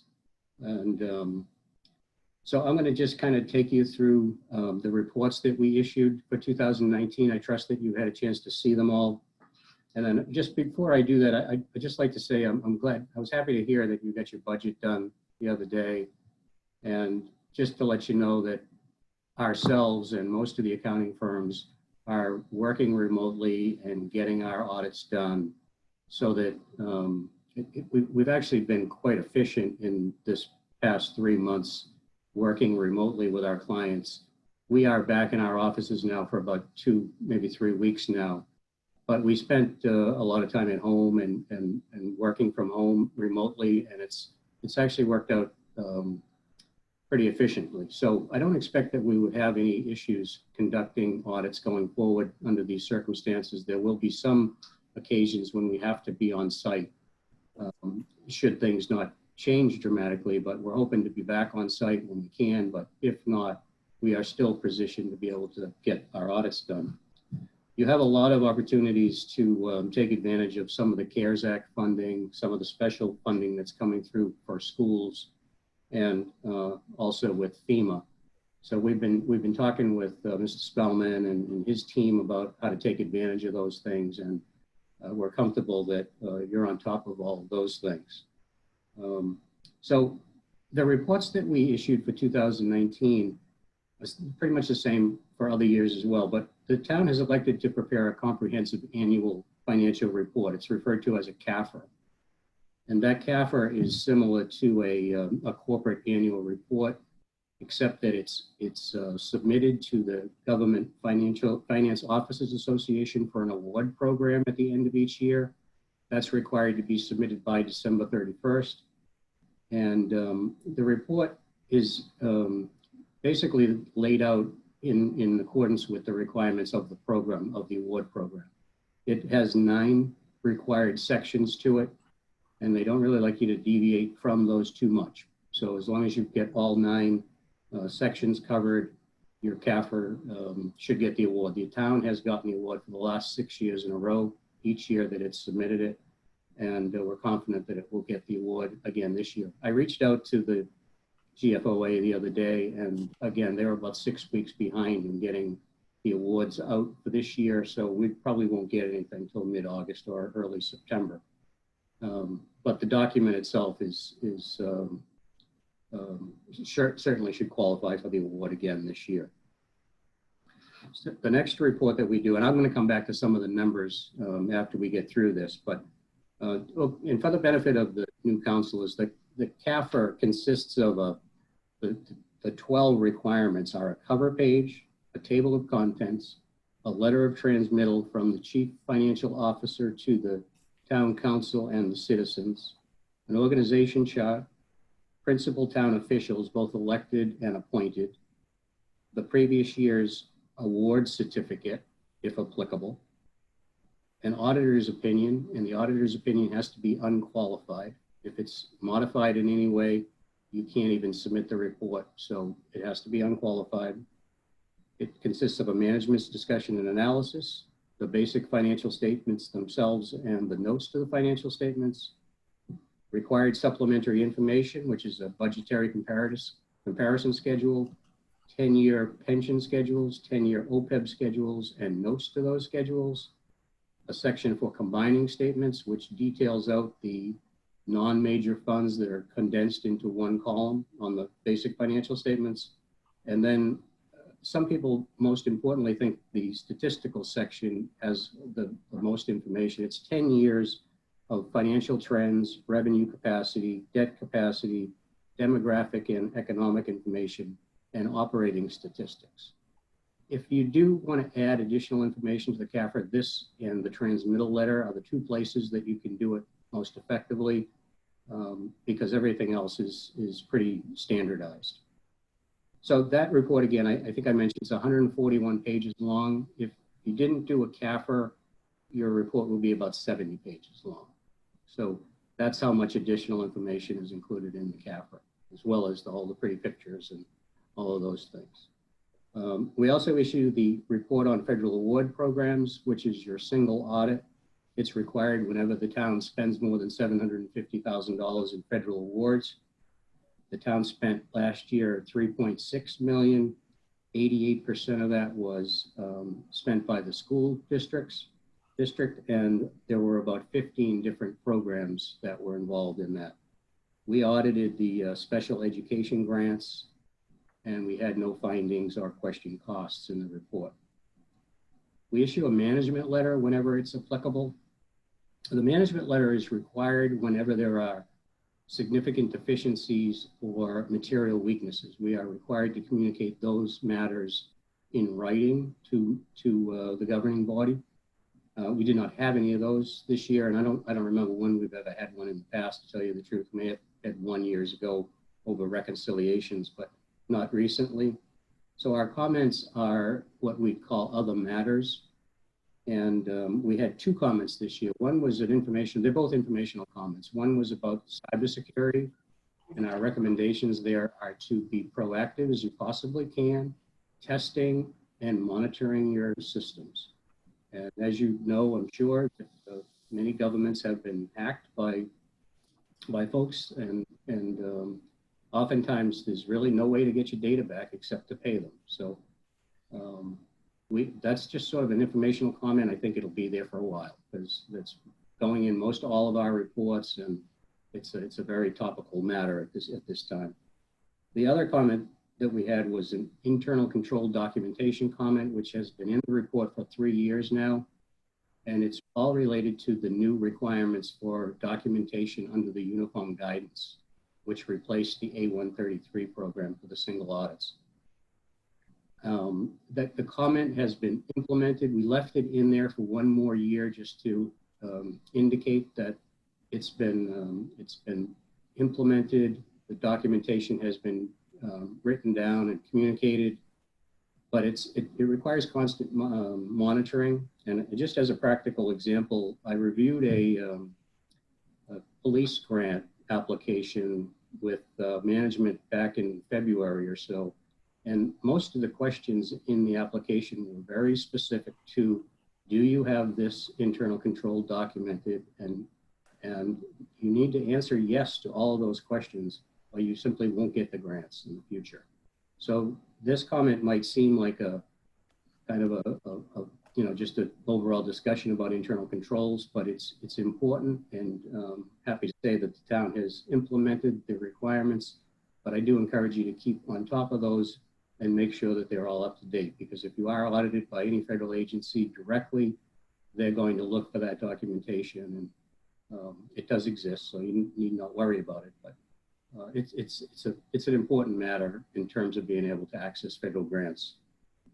We also issue a report on, it's called a 805 report. It's a special report on the retirement system. The retirement system is required to allocate certain amounts to the member units. And member units, for all intent and purposes, of the town, the BELD, and the Braintree Housing Authority.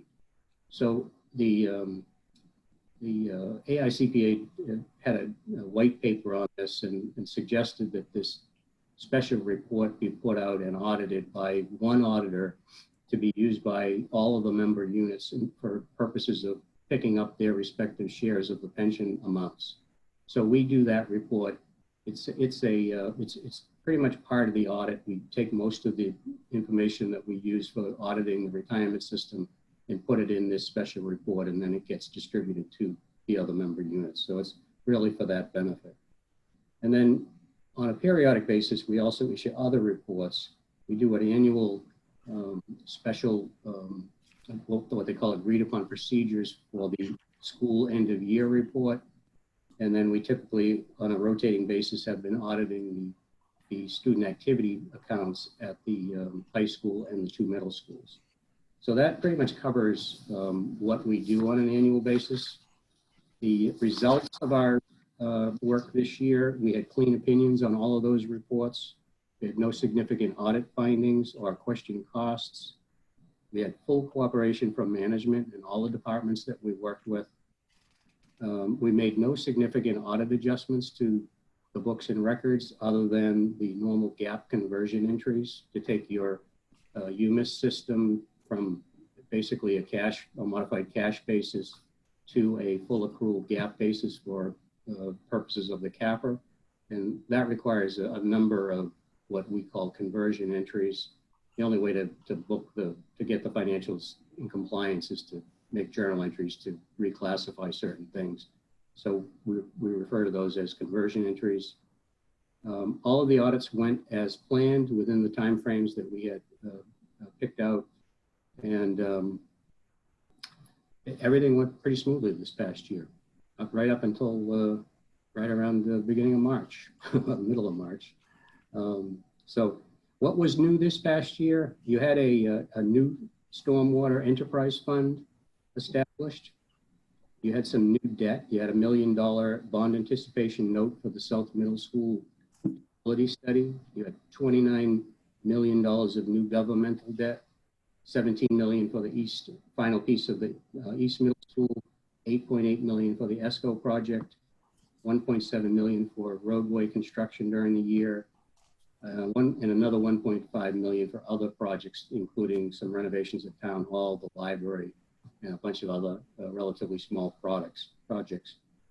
The Water and Sewer Fund borrowed an additional $3.4 million for water mains and road work associated with that. And the Golf Fund borrowed $138,000 for the simulators that were installed over there this past year. You had some insurance proceeds for the middle school roofs that were damaged in the March snowstorm the previous year. So you received $2.7 million of insurance proceeds relating to those matters. And you contributed between the town and the Beld $1.957 million to the OPEB trust above and beyond the required pay-as-you-go contributions. So your pension hot topics in the last few years have been pension and OPEB liabilities. So I'm just going to touch upon those.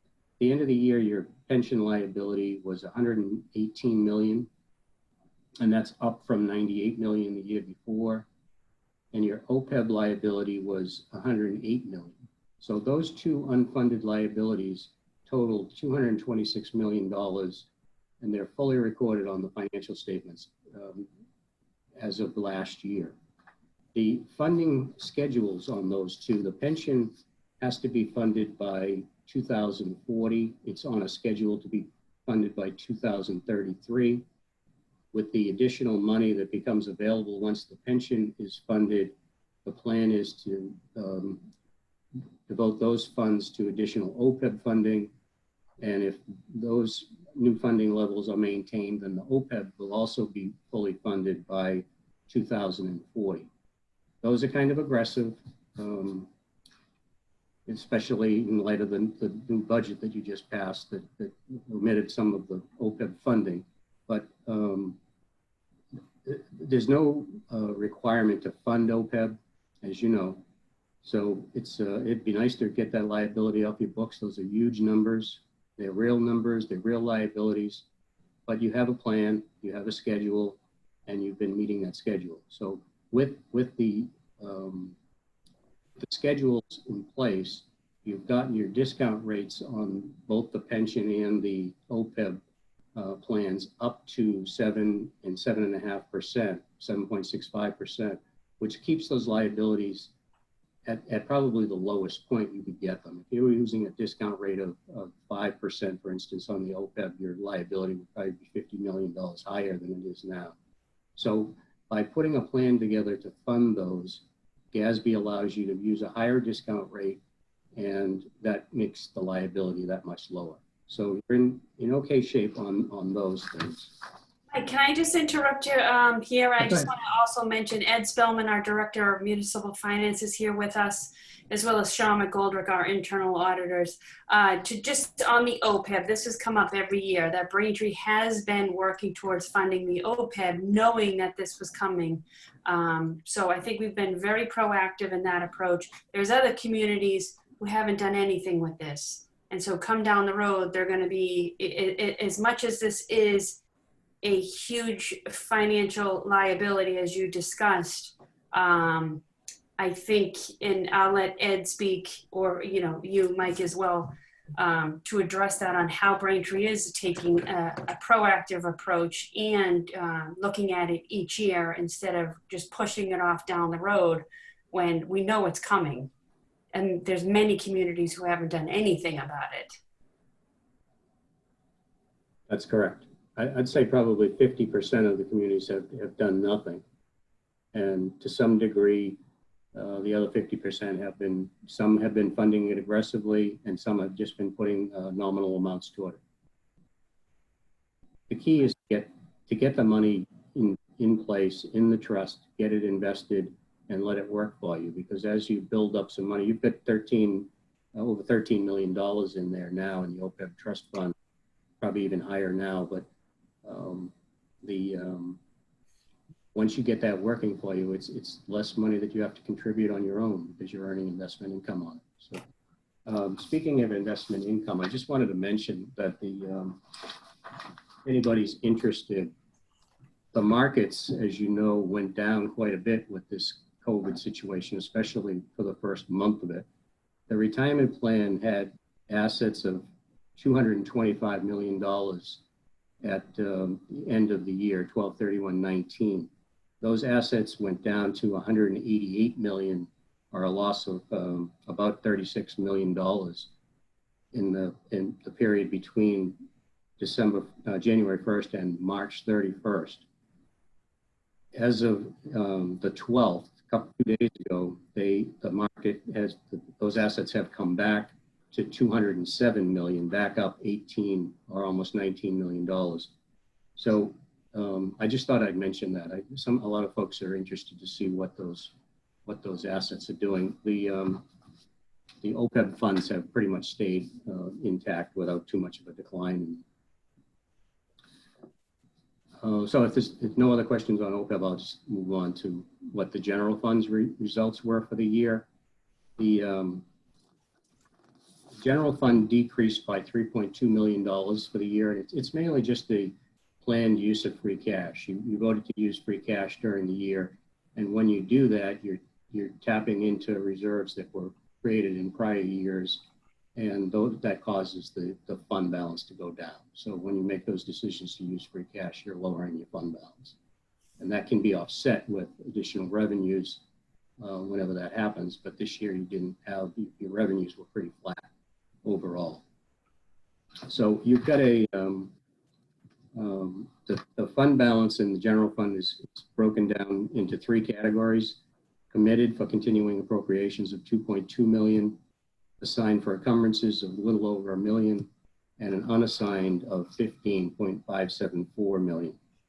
The total fund balance as a percentage of expenditures, which is the ratio that agencies, your rating agencies look at it, it's about 12.2% in total of those expenditures, and the agencies are looking for anywhere from 7 to 15% to be in a healthy situation. So you're right in the middle of that, on the higher end of it actually. Those numbers, that percentage in 2010, 10 years ago, was 8.9%, and in 2005 it was only 1.9%. So you've made a lot of good strides in building up your reserves, and the fund balance also includes your stabilization balances, the general stabilization of 149,000, capital stabilization of 334,000, and your school building stabilization of just over 2 million. So that's what your general fund balance looks like. And your free cash balances at the end of the last 5 years, 2017 it was 15 million, 2018 it was 13.9, 19 10.7, 2020 will be about 7.6, and anticipated 2021 will be down to about 5.3 million. Those are all the recent numbers, as if you don't have excess revenues coming in, which you may not. So those numbers will probably be what they'll end up being. On a budgetary basis, your total revenues came in $180,000 lower than budget. That percentage is 0.2%. It's really negligible. So you were pretty much right on your budget from a revenue standpoint. Your actual expenditures were they were less than budget by $1,544,000. And that includes 3.3 million of carryover encumbrances for the year. And then your debt service as a percentage of your total budget is 3%. And again, the rating agencies are looking for that to be anywhere between 5 and 10%. So you're on the low end of that currently. I think that there may be plans in place to raise those limits a little bit, but you're still on the low end of the debt service to total expenditures ratio. So, Mike, can I just interrupt you? Councilor O'Brien has a question. Go ahead, Councilor O'Brien. Sure. Thank you, President Hume. Mike, I want to thank you for continuing to work with the town. And Romina, you are as well welcome. You just went through the list of the general fund free cash balances that are continuing to shrink over time. We were in a very healthy situation, and of course that is slipping away from us right now, and we have no idea what we're going to be presented with this fiscal year. However, first 6 months look pretty healthy. I'm kind of shocked at that, but first 6 months look like they're on target. My question is, how does that affect us with the rating agencies? The whole country is in the same boat. I don't know exactly how it's all going to play out. We're all hoping that there would be some revenue relief with the CARES Act monies. So anything that doesn't get specifically spent on COVID-19 related, so you have money available through the CARES Act that you haven't tapped into yet. I don't know that the federal government is going to require that all to be returned. So we're hoping that some of that will be available for revenue replacement and that you'll replace those lost revenues, the local receipts. Can't answer that question right now, but the rating every community in the country is pretty much facing the same issues right now. And I can't imagine that the rating agencies are going to go out and just arbitrarily start lowering everybody's bond rating. And I know you've maintained yours this past year, so that's the good news. I can't answer the question specifically. Hopefully it won't deteriorate too much, and I don't think it really will. But you know, it's definitely going to be a factor. That's a good question. Yeah, so if I could continue, President Hume. Sure, go ahead, Councilor O'Brien. Thank you. So Mike, in a normal situation, that would be detrimental. Am I right? Because we're in unprecedented times and, you know, but I'm just speaking in general, you know, we have to be careful. I think we all are aware of this, but just clarifying, we have to be careful because a reduction in our rating, of course, means that our costs are going to increase, which really makes it just untenable in the future. Am I right? It takes quite a drop in the rating in order for the rates to really be dramatically changed. So a little drop is not going to change the interest rates too much. And again, I'd like to say that this lost revenue is not shouldn't be categorized as a trend. Hopefully, it's going to be for a season or two, and then it'll start to come back to normal again. So it's not anything that you've consciously chosen to reduce revenues for a particular reason. You haven't lost any real customers. We're all affected by this same situation right now. And again, I don't think that they're going to be aggressively lowering those ratings in the short term. So if we can come back to this, you know, they'll let a year or two go by before they change anything, as long as it's not something that you purposely did to lower your revenues. Thank you, sir. Thank you. Go ahead, Mike, continue, thank you. So I am pretty much through with what I wanted to present as far as the numbers go and the reports themselves. So I'd be willing to take any questions or to expand on any of the that we've issued. Certainly. Well, thank you, Mike, for that presentation. And as you mentioned earlier, we do always get awards for that. It is quite a comprehensive and extensive document, which to those in attendance with us here tonight and watching later in the future, the CAFR for previous years is online on the Town of Raintree's website. It will be online after the presentation. Give them a little bit of time to get it out there, but it is a public document and it is available. Also with us here tonight, I want to mention, is Deb Starr from the Town Clerk's Office and Jim Arsenal from the DPW Director of DPW, and Steve Leary from the Mayor's Office as well. I see Councilor Flaherty has a question. Go ahead, Councilor Flaherty. Okay, so the date of this CAFR report, it gets completed in December, right? Yes. Okay, so my question is about why we're getting this update in. I'm trying to understand what the lengthy delay is and when the report is completed and when the presentation to the council is made, because it seems like a long delay. And I don't know if that is just special for this year or because of the disruptions that we've seen, or if there's some other reason for it. We've done the review with the council typically in March. That's about the day that the month it gets scheduled for normally. So we're a couple of months behind due to the COVID-19 issue. Okay, thank you. Thank you, Councilor Flaherty. Anybody else? Seeing none. I think I'm getting an update. The report may be out there right now as we speak. So Ed Spellman, if you put that out there, we appreciate it. Anybody else? Seeing none. Well, Mike and Romina, thank you again. Thank you for being in these interesting times that we have. And we appreciate all that you do for Braintree and look forward to what you bring us in the future. All right, well, thank you all very much. Have a good evening. Take care. Thank you, Mike. You're welcome. Bye-bye.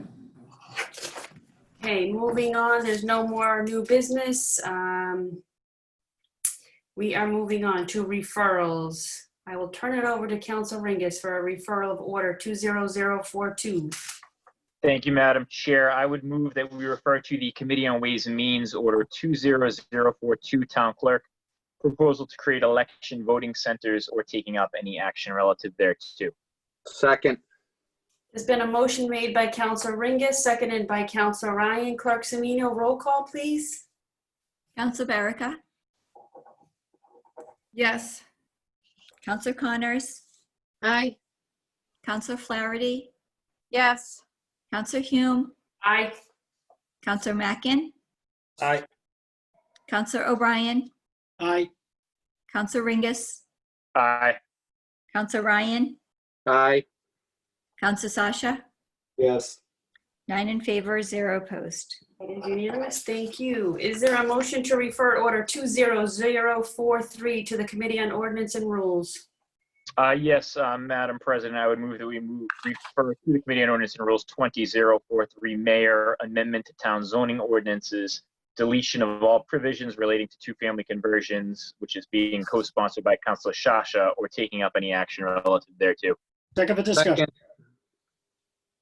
There's been a motion made and seconded. Councilor O'Brien.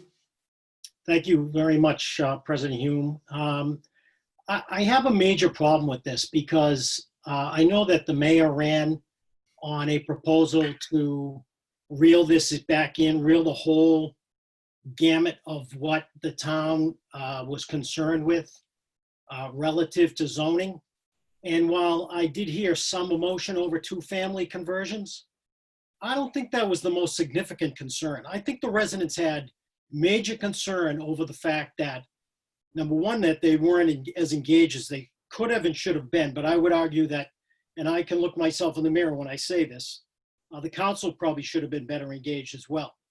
But I think the biggest concern was just these large swaths of parts of the town that were being completely changed from any zoning, Res A, Res B, whatever, to highway development or whatever the zoning is for that.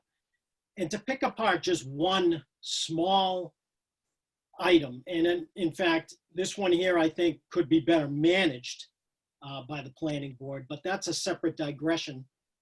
But just to pick one apart, at this point in time, when we haven't even assigned anyone to the committee that should be looking at the zoning, the comprehensive zoning, I don't think makes sense. And so I am going to vote against moving this to committee, because once it goes to committee, ladies and gentlemen, it has to either be tabled and it can just continue to be tabled and tabled, but tabling doesn't make any sense. So I am going to vote against this, because just to pick this one apart, yes, maybe there is some emotion, but it's not enough compared to what the comprehensive zoning was attempting to create. And that this is not what I heard overwhelmingly from the residents. It was more of what I addressed. Thank you very much, President Hill. And Council Barica for a discussion on the motion on the table. Thank you, President Hume. To echo Councilor O'Brien's concern, I have two concerns with the memorandum that we received regarding this. The first is the mayor's commitment to not make any zoning proposals until the master planning steering committee and master plan process was in place.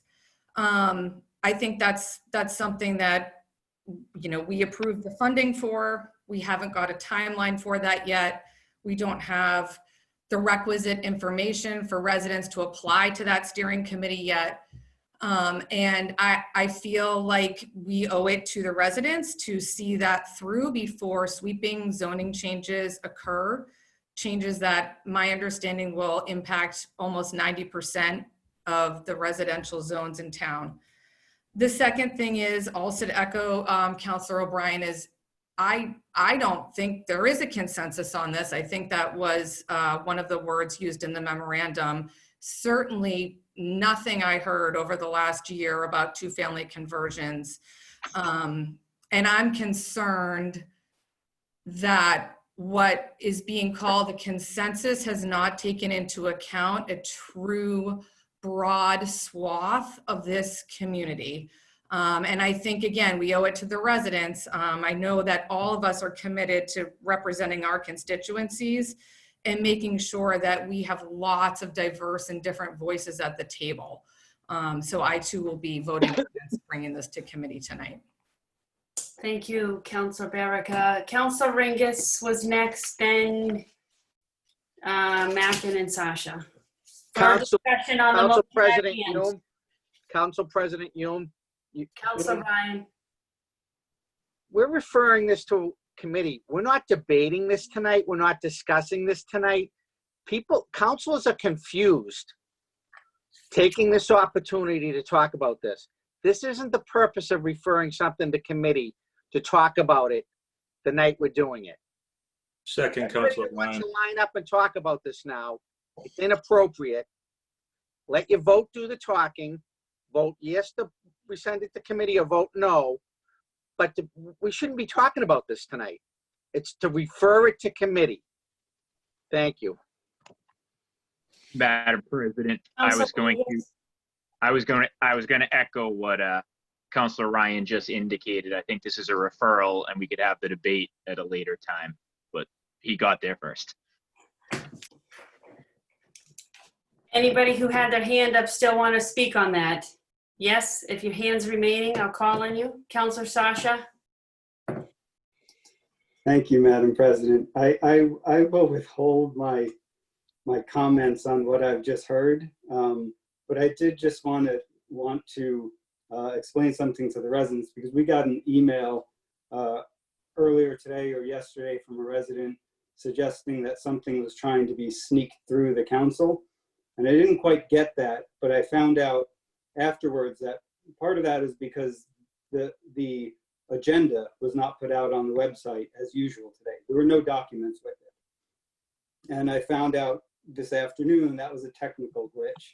So there is the appearance that, there's something going on here, but this is, as Councilor Ryan said, just a referral to the committee. In the committee, there will be a full public discussion, and any resident, any councilor can raise their concerns or, express their opinion for or against this.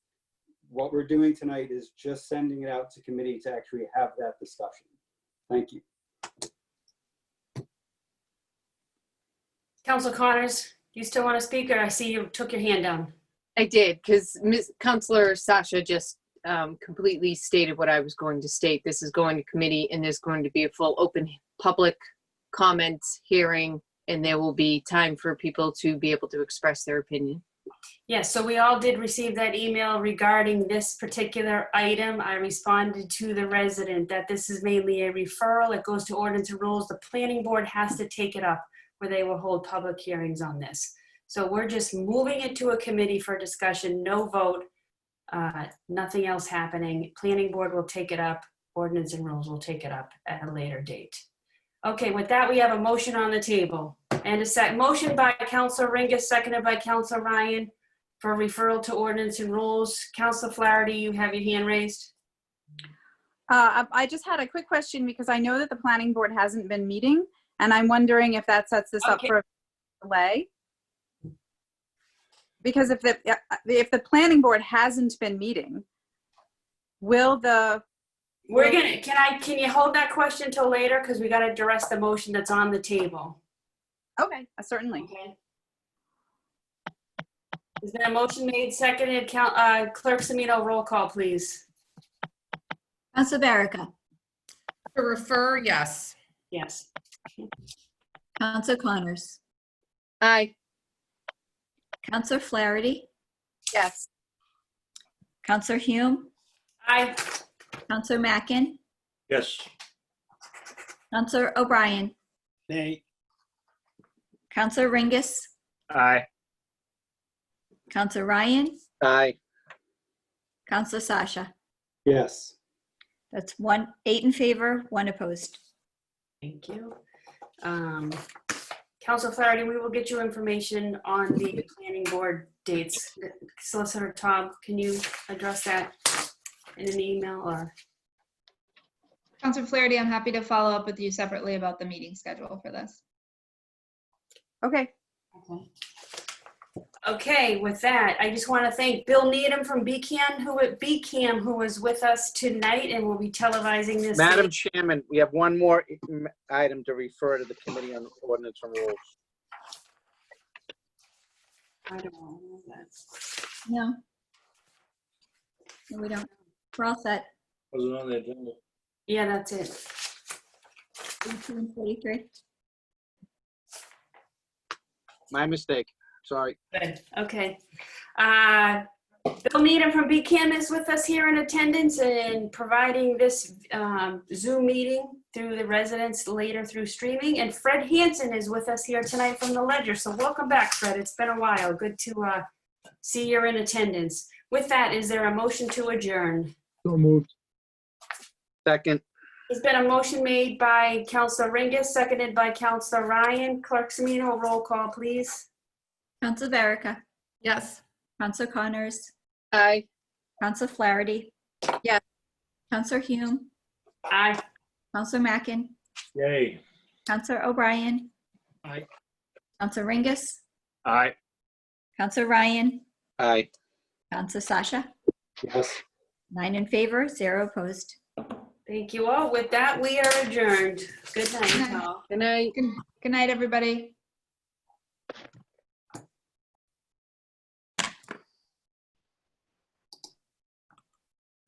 You ended.